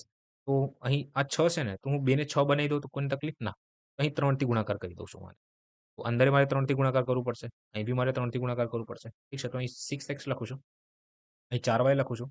બરાબર 8 અને અહીં જે છે ગુણાકાર કરેલો આન્સર લખું છું. અહીં 6x પ્લસ 3y બરાબર 3 દુ 6. હવે જ હું માઇનસ કરી દઉં છું. જ્યાં માઇનસ હોય ત્યાં પ્લસ કરો, જ્યાં પ્લસ હોય ત્યાં માઇનસ. ઠીક છે? તો ઉડી ગયું 0. 4 માંથી 3 એટલે y. 8 માંથી 6 એટલે કે 2. તો y ની કિંમત જે છે ને 2 આવશે. આ તો તમે ડાયરેક્ટ ઓપ્શન ચેક કરી શકો છો. બરાબર? ઓપ્શનથી આપણે ચેક કરીએ. 2 આપણો જવાબ છે. ડાયરેક્ટ હિટ એન્ડ ટ્રાયલ મેથડથી આપણે ધારીએ કે 2 આપણો જવાબ છે. તો જુઓ તો LHS is equal to RHS હોવું જોઈએ. LHS is equal to RHS એટલે કે રાઈટ હેન્ડ સાઈડ બરાબર લેફ્ટ હેન્ડ સાઈડ. જમણી બાજુ બરાબર ડાબી બાજુ. બરાબર? તો અહીં જે છે એક્સની જગ્યા y મારે શોધવાનું છે. y ની જગ્યાએ હું 2 રાખું છું. 4 દુ 8. 6x બરાબર આ +8 પેલી બાજુ માઇનસ થઈ જશે. Minus minus 0. +8 -8 બરાબર 0. તો x ની વેલ્યુ છે ને એ 0 આવવું જોઈએ. ચલો આ બાજુ શું 0 આવે છે? Let's check. y ની જગ્યા હું 2 લખું છું. પેલી બાજુ જેને 0 થઈ જશે 2x બરાબર 0. તો x બરાબર પણ 0 હોવું જોઈએ. યસ. એ બાજુ સેમ આન્સર આવશે. તો 2 જે છે આપણો જવાબ. જરૂર નથી તમે આ રીતે કરી શકો છો શીખવા માટે. બરાબર? ચાલો આગે बढ़ते हैं. આ જુઓ કે એક વેપારીને એની પડતર કિંમત પર 28% લાભની અપેક્ષા કહું છું અપેક્ષા છે. જો એક અઠવાડિયામાં તેનું વેચાણ 896 હોય તો તેનો નફો કેટલો હતો? આસાન હે? 28% લખ્યું છે. હું એવું ધારું છું કે આ ભાઈની જે પડતર કિંમત જે છે 100 યુનિટ છે. 28% છે. તમે આ રીતે લખી શકો છો 28/100. આ તમારી પડતર કિંમત હોય છે. આ તમારો નફો હોય છે. ઠીક છે? તમારા સર ટીચર શીખવાડ્યું છે કે આ રીતનું આપણે જોવાનું હોય છે. તો પડતર કિંમત 100 છે. આ નફો હોય છે. હવે પડતર કિંમતનો નફો એડ કરું તો મને શું મળશે? વેચાણ કિંમત મળે છે. બરાબર? ચાલો. તો लिखते हैं આ 100 છે. નફો મારો 28 નો થાય છે. ઓહોહો! નહીં દેખાય. નફો જે છે ને એ 28 નો છે. કેટલાનો છે? 28 નો નફો થાય છે. વેચાણ કિંમત કેટલી હશે? તમે કહેશો 128. હવે મિત્રો આ 128 ની જે રિયલ વેલ્યુ જે છે ને કેટલી આપી છે? 896. 896. રાશિ યુઝ કરો તમારો જવાબ તમારી સામે છે. યાદ રાખજો બધા ગુણોત્તરમાં છે. ઠીક છે? તો 128 યુનિટની વેલ્યુ 896 છે. અને હા, તમને એવું લાગે છે ખબર ના પડે ને તો એ ટાઈમે જસ્ટ એક્સેપ્ટ કરી લો કે આ દાખલો આ રીતે સોલ્વ થાય છે. જેમ જેમ સમય વધશે એટલે તમે પ્રેક્ટિસ કરશો બરાબર તો ઓટોમેટિક એ કન્સેપ્ટ ક્લિયર થઈ જશે ને એ દાખલો તમને આવડી જશે. બરાબર ના આવડે તો વધારે લોડ નહીં લેવાનો. જસ્ટ એક્સેપ્ટ કરી લેવાનું. સેમ લાઈફની વાત કરું છું કે કોઈ પણ પ્રોબ્લેમ આવે ને જસ્ટ એક્સેપ્ટ કરી લો. ઓકે? જેમ જેમ સમય વધતું જશે, ટાઈમ આગળ જશે ને તો બધું સોલ્યુશન તમને મળી જશે ઓટોમેટિકલી. તો હવે અહીંયા જુઓ 128 જે છે 896 બરાબર છે. તો 1 યુનિટની વેલ્યુ જે છે લગભગ મને દેખાય છે કે 8 થી 7 ગણી લાગે છે મને. ચાલો કાંઈ વાંધો નહીં. મારે 28 ની વેલ્યુ શોધવાની છે. તો 896 ઇન્ટુ 128 28 લખો. 28 છેદમાં 128. ઠીક છે? હવે ભાગ કરી દો. ખરેખર કહું તો 128 સિત્તા જે છે ને 896 થાય છે. ઠીક છે? અને કઈ રીતે ખબર પડી કે થાય છે? કેમ કે અહીં જવાબ જે છે કોઈ પોઈન્ટમાં નથી, કાંઈ મેન્શન નથી એવું કરી કે ભાગ થાય છે, નહીં થાય છે. એ મેં અઝ્યુમ કર્યું છે, મેં ધાર્યું છે કે આ ધારવાનું ના હોય, એમ ખબર પડી જશે ડાયરેક્ટ. 128 જે છે ને, અહીં 8, 9, 6 લખ્યું છે. તો હું 8 નો ગુણાકાર 7 વડે કરું ને તો અહીં એકમ સ્થાને 6 જોવા મળે છે મને. કેમ કે 8 સિત્તા 56 થાય છે, તો એકમ સ્થાને 6 જે છે ખાલી 7 વડે ગુણવાથી જ આવે છે 128 માં. ઠીક છે? તો આનાથી મને ખબર પડી ગઈ એ મેં હિટ એન્ડ ટ્રાયલ કર્યું છે. 128 ગુણ્યા 7 કરી જો શું મને એક્ઝેક્ટ 896 જવાબ મળે છે? તો હા, મને 896 જવાબ મળે છે. ઠીક છે? તો ડાયરેક્ટ ભાગ થઈ ગયું. તમે એક એક કરીને ભાગ કરી શકો. પહેલા 2 થી ભાગ કરો, કાં તો તમે 4 થી ભાગ કરી શકો છો. તમારા ઉપર છે. ઓકે, તો અહીં હું 7 થી ભાગ કર્યો. એટલે ડાયરેક્ટ 7 વડે ભાગ થઈ ગયું છે. હવે 28 ગુણ્યા 7 કરવાનું છે. તમારો જે જવાબ જે છે ને 196 આવશે. ઠીક છે? જાતે ટ્રાય કેલ્ક્યુલેશન તમારે કરવાની છે. વિડીયો લાંબી બની જાય છે. મારું પ્લાન છે કે આ 30 ક્વેશ્ચન હું 30 મિનિટ કે 40 મિનિટમાં સોલ્વ કરી દઉં. બરાબર? ચાલો આગળ વધીએ આપણે. મિત્રો આ દાખલો વાંચો કે 540 કિલોમીટરની એક ફ્લાઇટમાં ખરાબ હવામાનને લીધે વિમાનની ઝડપને ઘટાડો કરવામાં આવશે. ઝડપમાં ઘટાડો કરવામાં આવે છે. આ મુસાફરી માટે તેની સરેરાશ ઝડપ 180 કિલોમીટર પ્રતિ કલાક જેટલી ઘટાડવામાં આવી હતી અને ફ્લાઇટના સમયમાં 30 મિનિટનો વધારો કરવામાં થયો હતો એમ કહી શકો છો. તો ફ્લાઇટની મૂળ સમયગાળો એટલે ફ્લાઇટનો મૂળ સમયગાળો શોધવાનો છે મારે. Okay, nice question. જેવું લખ્યું છે ને હું સમીકરણ ક્રિએટ કરી દઉં છું. ઠીક છે? હું એવું ધારું છું કે જે ઝડપ જે છે ફ્લાઇટની, પહેલા કંઈક ઝડપ જે નોર્મલ હતી કે હવામાન ખરાબ ના હતું ત્યારે જે ફ્લાઇટની ઝડપ હતી ને એ 540/t હતી. રાખીએ હું ડાયરેક્ટ કઈ રીતે લખી શકો છો. મિત્રો ઝડપ બરાબર અંતર છેદમાં સમય થાય છે. અહીં અંતર કેટલાનું છે? 540નું છે. અને સમય મેં ધાર્યું કે ટી ટાઈમ લાગે છે. આ જાતે મેં ધાર્યું છે ટાઈમ ટી બરાબર. એટલે હું ડાયરેક્ટ લખું છું કે જ્યારે હવામાન ખરાબ ન હતું ને ત્યારે 540/tની સ્પીડે, ટીની ઝડપે આ ફ્લાઇટ ઉડાન ભરતી હતી બરાબર. આ થઈ ગયું. હવે શું થઈ રહ્યું છે કે હવામાન ખરાબ થઈ જાય છે. ઓકે. ખરાબ હવામાનને લીધે વિમાનની ઝડપમાં ઘટાડો કરવામાં આવે છે. આ મુસાફરી માટે તેની સરેરાશ ઝડપ છે ને 180 કિલોમીટર પ્રતિ કલાક જેટલી ઘટાડવામાં આવે છે. અને સમયમાં જે છે ને 30 મિનિટનો વધારો કરવામાં આવે છે. હવે સમય જે છે ને એ 540 હતું એટલે ડિસ્ટન્સ તો એટલું જ કાપવાનું હતું. પણ સમય વધી જાય છે. શું થાય છે? સમય વધી જાય છે. હું આ રીતે દર્શાવી દઉં છું. આ બે વચ્ચેનો તફાવત જે છે ને એ 180 છે. ઠીક છે? એમ આ બી ઝડપ, આ બી સ્પીડ છે, આ બી સ્પીડ છે અને આ ટોટલ સ્પીડ તમે કહી શકો છો કે સરેરાશ સ્પીડ છે. ઠીક છે? હું આને આ રીતે દર્શાવી દઉં છું. ચાલો. હવે મિત્રો આ ટાઈપના ક્વેશ્ચન્સને સોલ્વ કરવા માટે આપણે ઓપ્શનની હેલ્પ લેવી પડશે. કેમ? કેમ કે આગળ તમે સોલ્વ કરશો ને તો તમારે ક્વાડ્રેટિક ઇક્વેશન બનશે, દ્વિઘાત સમીકરણ બની જશે. આનું કોઈ મીનિંગ નથી. ટાઈમ વેસ્ટ નથી કરવા આપણે અહીં, બરાબર? સ્માર્ટ એપ્રોચ એ છે કે તમે આવા ટાઈપના દાખલાને આ રીતે સમીકરણ તૈયાર કરો અને ઓપ્શનથી જ સોલ્વ કરો. ઓકે? અહીં હું ઓપ્શનના હેલ્પથી આ દાખલાને સોલ્વ કરીશ. હિટ એન્ડ ટ્રાયલ મેથડ આપણે યુઝ કરવાનો. અહીં જે છે ને હું સૌથી પહેલા પોઈન્ટને અવોઇડ કરીશ અને જ્યાં સિમ્પલ જે સંખ્યા દેખાય ને એ સંખ્યાનું હું દાખલામાં મૂકીશ સમીકરણમાં.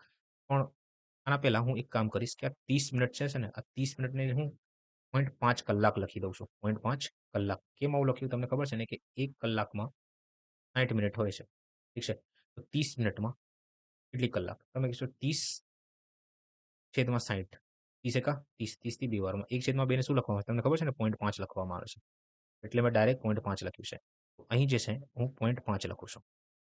હવે હું hit and trial method use કરું. તો સૌથી પહેલા 1 લઉં છું. ઓકે. તો 540/1 માઈનસ 540 540 1 પ્લસ 0.5 એટલે ડાયરેક્ટ હું 15 લખું છું. 1.5 લખી દઉં છું. પોઈન્ટ દૂર કરું એટલે 15/10 લખી દઉં અને છેદનો છેદ તમને ખબર છે અંશ થઈ જાય છે. ઠીક છે? અહીં 15 × 10. હવે હું 3 થી ભાગ કરું છું. પહેલા હું 5 થી ભાગ કરું છું. 5 થી 3 વારમાં, 5 થી 2 વારમાં. 3 થી ભાગ કરું છું તો અહીં 180 આવી જાય છે. કેમ કે 18 તારી 540 થાય છે. ઠીક છે? તો 18 × 2 કરશો તો તમારો જવાબ 360 આવે છે. તો 540 - 360 કરી દો. તો તમારો જે જવાબ જે છે એ 180 આવે છે. Yes, absolutely this is correct answer. તો 1 જે છે ને એ મારો જવાબ છે. બાકી તમે 2.5 લઈને સોલ્વ કરી શકો છો. ખરેખર આ જે છે ને દાખલો મિનિમમ જો તમારી સ્પીડ હોય તો 40 થી 45 સેકન્ડનો દાખલો હતો. બરાબર? ઓપ્શનથી ચેક કરવાની વાત કરું છું ત્યારનો. બરાબર? એમ થઈને ટોટલ 1 મિનિટનો દાખલો છે. એમ ધારી શકો છો. જે બિગિનર છે ને થોડુંક મીડિયમ લેવલ છે એમની વાત કરું છું. ઓકે. મિત્રો આ દાખલો વાંચો કે 436 સુધીની એકી સંખ્યાઓનો સરવાળો શું છે? એનું કહેવાનું મીનિંગ એવું છે કે 1 થી લઈને 436 સુધી જેટલી પણ એકી સંખ્યાઓ છે એનો સરવાળો તમારે શોધવાનું છે. તો તમને ખબર છે કે દરેક 2 સંખ્યાઓ પછી જે છે ને એકી સંખ્યા આવે છે. કહેવાનું મીનિંગ કે 1 છે, 1 પછી 3, પછી 5, પછી 7, પછી 9 આમ કરતાં કરતાં 436 સુધી મારે જવું છે. 436 પહેલા એક એકી સંખ્યા આવશે. કઈ સહી? 435 આવશે. ક્યાં સુધી જશો તમે? 435 સુધી જવાના છો. ઓકે? ફિક્સ છે. આને શું કહેવામાં આવે છે? એ પ્રથમ સંખ્યા છે અને છેલ્લી સંખ્યા કઈ છે તમારી? એલ. આને લાસ્ટ કહેવામાં આવે છે. એલ વડે દર્શાવવામાં આવે છે. અંતિમ સંખ્યા એટલે અંતિમ નંબર એલ છે કે છેલ્લો પદ કહેવામાં આવે છે. આ છેલ્લો પદ છે એલ અને પ્રથમ પદ એ છે. ઠીક છે? ચાલો. આ તો તમે આ રીતે વિચારી શકો છો કે દરેક 2 સંખ્યાઓ પછી એક એકી સંખ્યા આવે છે. તો અહીં ટોટલ સંખ્યાઓ કેટલી આપી છે અહીં? 436. તો 436 ને જો હું 2 થી ભાગ કરી દઉં તો મને ટોટલ જે છે એ એકી સંખ્યાઓ મળી જશે. તો અહીં જે છે ને 218 એકી સંખ્યાઓ છે. એકી સંખ્યાઓ છે આ. ઠીક છે? આ ટોટલ એકી સંખ્યાઓ છે. હવે ક્યાં કરે? આને જે છે ને એન કહેવામાં આવે છે કે એન વડે દર્શાવવામાં આવે છે 436 ને. હવે મિત્રો ડાયરેક્ટ એસએન બરાબર n/2 એ પ્લસ એલ લખી દો. જ્યાં એ શું હોય છે? પ્રથમ પદ હોય છે અને એલ જે છે એ તમારો છેલ્લો પદ છે. છેલ્લું પદ. ઠીક છે ને? ચાલો. તો અહીં જે છે ટોટલ કેટલું છે? 218. એટલે એનની સંખ્યા 218 છે. છેદમાં 2 કરી દો. સરવાળાનો ફોર્મ્યુલા છે. સરવાળાનો ફોર્મ્યુલા છે. એ તમારું પ્રથમ પદ એટલે 1 છે. એલ તમારો છેલ્લો પદ એટલે 200 ને સોરી 435. હવે સરવાળો કરશો તો તમારો જવાબ કેટલો આવશે? 400 ને કીધું કે રીતે વધારે 435. ચાલો તો 218 છેદમાં 2 કરો. 109. બરાબર? અને અહીં 436. હવે મિત્રો હું પૂર્ણ રીતે એટલે આખું કેલ્ક્યુલેશન તો કરવાનું નથી. અહીં હું ડીએસ યુઝ કરું છું, ડિજિટલ સમ. ઠીક છે? તો 9 ને 1 10 થાય છે એટલે 1, 6 3 9 જોડો એટલે 4. તો જુઓ તો કઈ સંખ્યામાં કે ઓપ્શનમાં કઈ કયા ઓપ્શનમાં જે ડિજિટલ સમથી 4 આવે છે.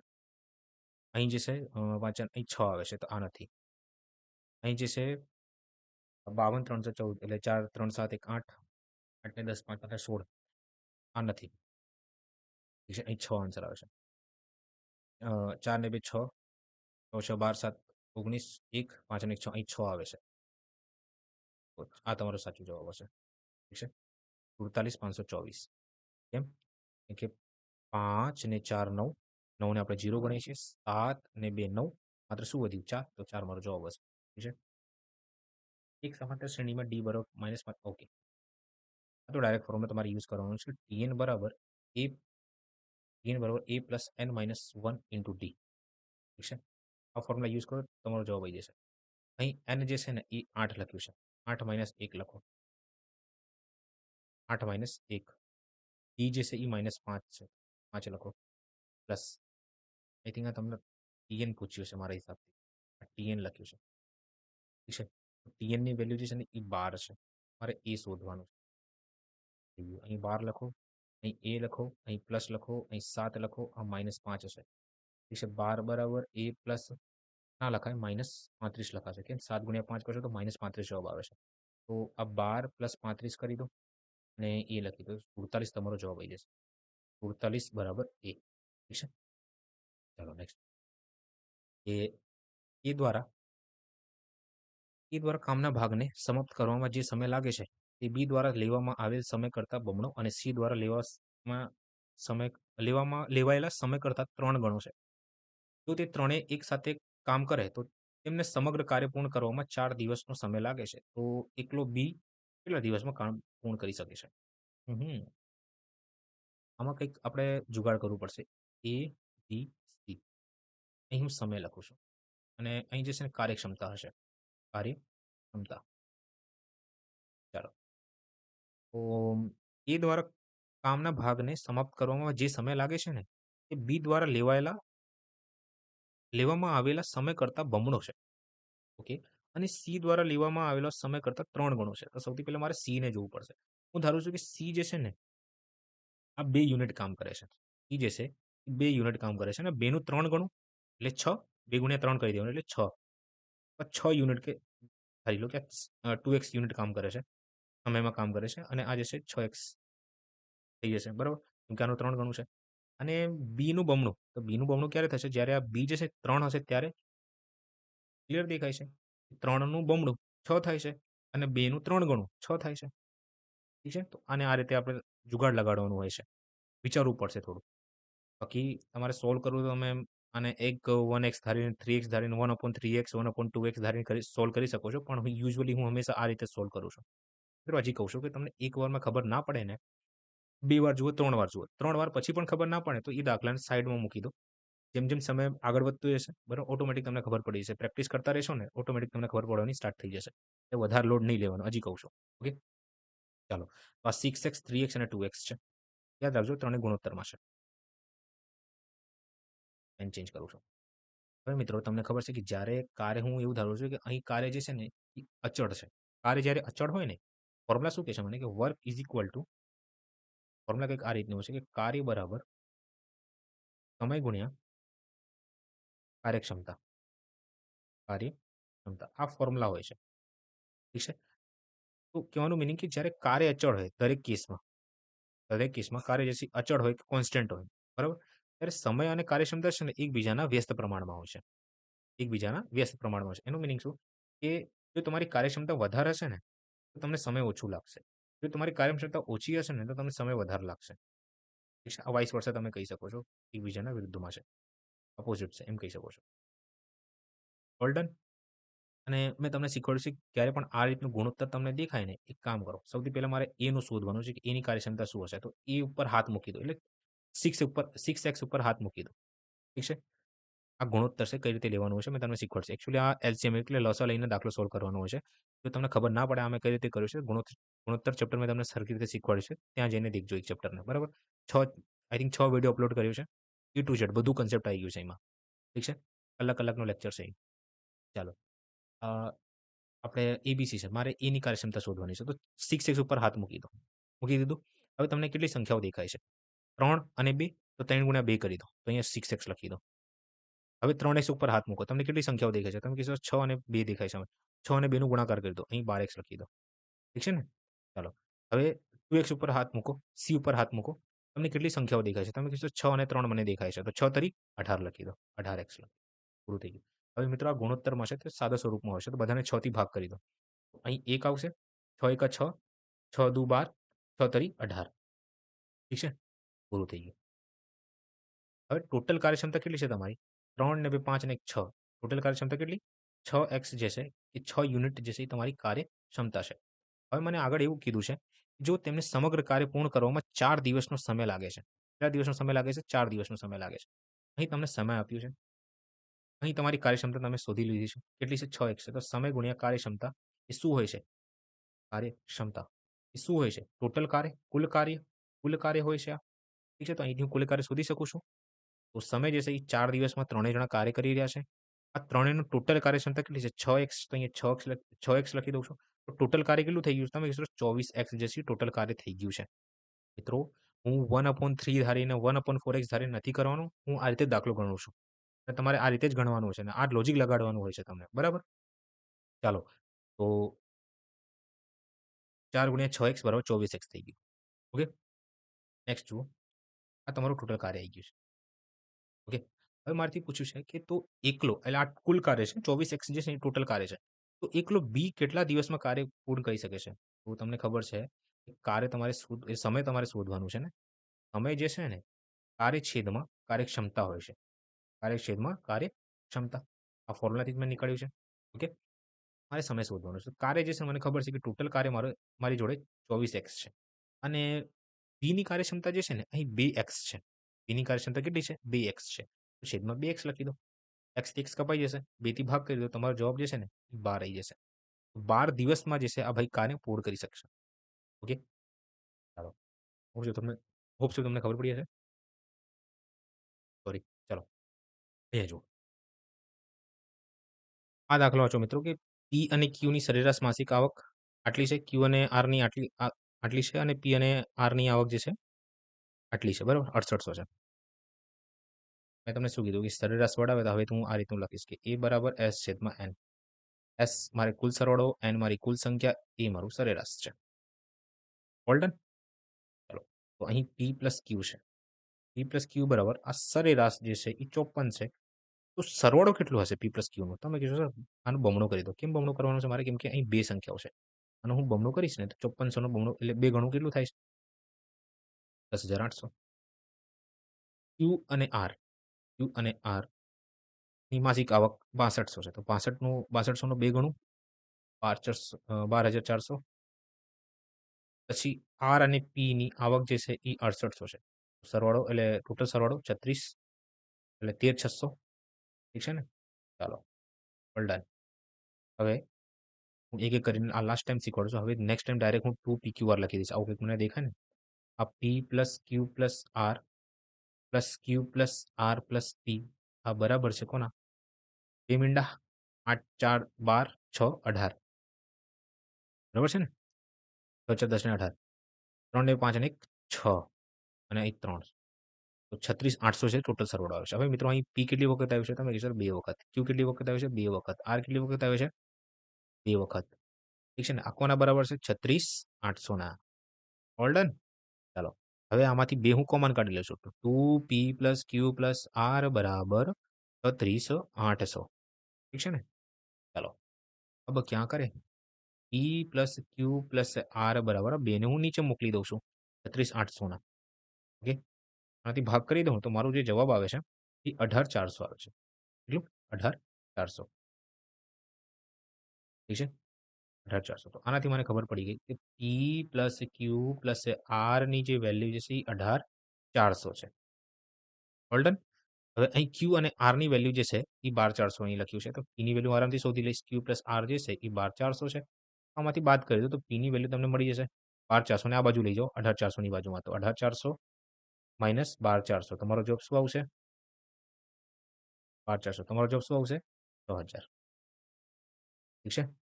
મિત્રો આ દાખલો વાંચો કે જો 7 અવલોકનોનું સરેરાશ 21 હોય તો જ્યારે દરેક અવલોકનમાં ક્રમિક રીતે C ઉમેરવામાં આવે છે તો સરેરાશ 28 થાય છે. તો C નું મૂલ્ય શોધો. તો આ ડાયરેક્ટ કન્સેપ્ટ તમારે યાદ રાખવાનો હોય છે. કે ફોર્મ્યુલા યાદ રાખી શકો કે ઓલ્ડ એવરેજ કે ઓલ્ડ સરેરાશ કે જૂની સરેરાશ એમ લખી જૂની સરેરાશ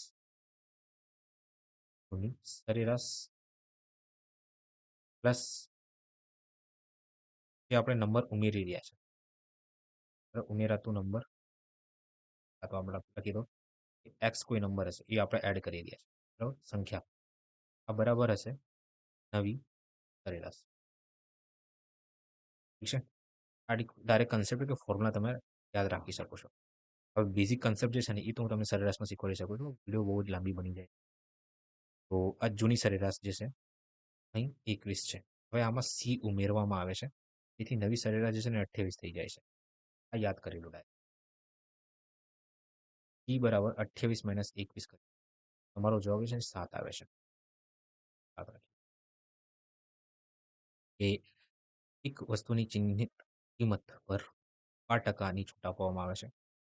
પછી તે 308માં વેચાય છે.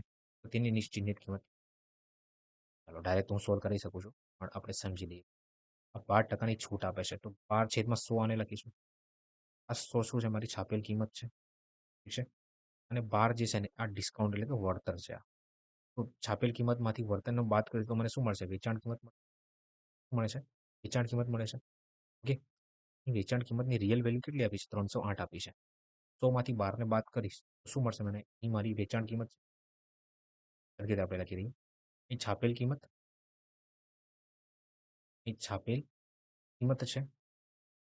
અહીં વળતર છે અને અહીં જે છે વેચાણ કિંમત છે. ચાલો હવે ક્યાં કરીએ? છાપેલ કિંમત જે છે એ 100 છે. વળતર જે છે એ 12 છે. વેચાણ કિંમત 100માંથી 12ને બાદ કરો તો 88. હવે મિત્રો આ 88 ની કિંમત જે છે ને વેલ્યુ જે છે મૂલ્ય જે છે એ મેન્શન કર્યું છે કે 308 થાય છે. 308 થાય છે. તો 11 નો મલ્ટિપલ જોઈને તમે સોલ્વ કરી શકો. ઠીક છે. એની ચિહ્નિત કિંમત તો આ કિંમત મારે શોધવાની છે. તો ત્રિરાશિ યુઝ કરો કે 88 બરાબર 308 તો બરાબર કેટલું? 308 ગુણ્યા 100 છેદમાં 88. ઠીક છે. તો હું આને આ રીતે લખું છું કે 8 ગુણ્યા 11. 11 થી ભાગ કરું છું. તો 11 દુ 22. વધ્યું કેટલું? 8. 11 એઠા. ઠીક છે. ચાલો હવે હું 4 થી ભાગ કરું છું તો અહીં 7 આવશે. 4 થી ભાગ કરીશ તો અહીંયા 2 આવશે. અને હું 2 થી ભાગ કરું છું તો અહીં 50 આવશે. 50 ગુણ્યા 7 કરશો ને 350. 11 નો મલ્ટિપલ ક્યાંય નથી. ઠીક છે. 7 નો મલ્ટિપલ તમારે જોવું. તો 350 જે આન્સર આવી જશે. ઠીક છે. ખબર ના પડે હજી કહું છું લોડ નહીં લેતા. વારંવાર જુઓ પ્રેક્ટિસ જાતે એકવાર કરો. વિડીયો મેં જે રીતે સોલ્વ કર્યું છે ને એકવાર જાતે તમે સોલ્વ કરી લો. ઓટોમેટિક તમને ખબર પડી જશે. ઠીક છે ને? ચાલો. જો અહમદ રૂપિયા 2800માં એક ઘડિયાળ ખરીદે છે અને 100% વેચાણ વેરો ચૂકવે છે. ઓકે. વેચાણ વેરો એટલે કે સેલ્સ ટેક્સ. Cells tax. જો તમારે સેલ્સ ટેક્સ શીખવું હોય તો મેં ટકાવારીમાં શીખવાડ્યું છે. ખાસ શીખજો. ટેક્સ અને સેલ્સ ટેક્સ કરીને એક ઇન્કમ ટેક્સ અને સેલ્સ ટેક્સ આ બે મેં તમને શીખવાડ્યું છે. બરાબર. આઈ થિંક 36 કે 40 મિનિટનો એક વિડીયો છે. બરાબર જોઈ લેજો. પ્રમોશન કરવું પડે છે ભાઈ. ચાલો. તો અહમદ બહુ વધારે વ્યુઝ આવે છે ને મારે એટલે. તો અહમદ 2800માં એક ઘડિયાળ ખરીદે છે અને 100% વેચાણ વેરો ચૂકવે છે. તો ખરીદી પર ખર્ચમાં આવેલ કુલ રકમ સેલ્સ ટેક્સ છે. 2800 માં વસ્તુ ખરીદી, ઠીક છે? હવે આમાં જે છે ને 28 ઉપર હવે સેલ્સ ટેક્સ આપશે. સેલ્સ ટેક્સ કોને આપવાનો? સરકારને આપવાનો છે. 2800 નું તમે ડાયરેક્ટ 100% કાઢી લો. હું તમને 116% કહી શકો છો. આગળથી તો 28 ગુણ્યા 16 કરો તો 320 અને 16 એઠા અને 28. 8, 4, 4, 448. 448 રૂપિયા જે છે ને એ તમે ટેક્સ ચૂકવો. Sales tax, ST. ઠીક છે? તો તમારી કિંમત કેટલી હતી? 2800 હતી. કેટલી હતી? 2800 હતી. હવે આમાં તમે 448 રૂપિયા 448 રૂપિયા સેલ્સ ટેક્સ ચૂકવો છો. તો આમાં એડ કરી દો. આ સેલ્સ ટેક્સ કરીને તમે શું કહેવાય? કીધું છે કે ખરીદી પર ખર્ચવામાં આવેલ કુલ રકમ મારે શોધવાની. કુલ રકમ કેટલી થશે મારે? 3248. આપણે એડ કરવાનું હોય છે. તમે કસ્ટમરથી જ પૈસા કાઢશો ને? 3248 જેવી તમારો જવાબ. તો મિત્રો આ હતું સોલ્યુશન ઓલ 30 ક્વેશ્ચન્સ. જો તમને ખબર ના પડી હોય, ત્યાં તમને એવું લાગે કે સર થોડુંક હજી ડિટેલમાં જાઓ, તો કમેન્ટમાં મને જણાવો. એ રીતે આપણે નેક્સ્ટ વિડીયોમાં જોશું. બરાબર? મારે 10 તારીખ પહેલાં બધું 2100 ક્વેશ્ચન પૂરું કરાવશે. એટલે કે 70 શિફ્ટ 71 શિફ્ટનું સોલ્યુશન મારે પૂર્ણ કરાવશે. તો ભાઈ તમારો સહકાર, તમારી મદદ જોઈએ. થોડુંક કમેન્ટ કરો તો મોટિવેશન મળે છે. બરાબર? હું કમેન્ટ નથી કરતું, વ્યૂઝ નહીં આવતા એટલે પછી ઈચ્છા મરી જાય છે. તો પ્લીઝ ખાસ કમેન્ટ કરજો, લાઈક કરો, જેથી વધારે લોકો સુધી પહોંચે. બરાબર? તો મળીએ હવે નેક્સ્ટ લેક્ચરમાં. ઓકે? જય શ્રી કૃષ્ણ, જય માતાજી.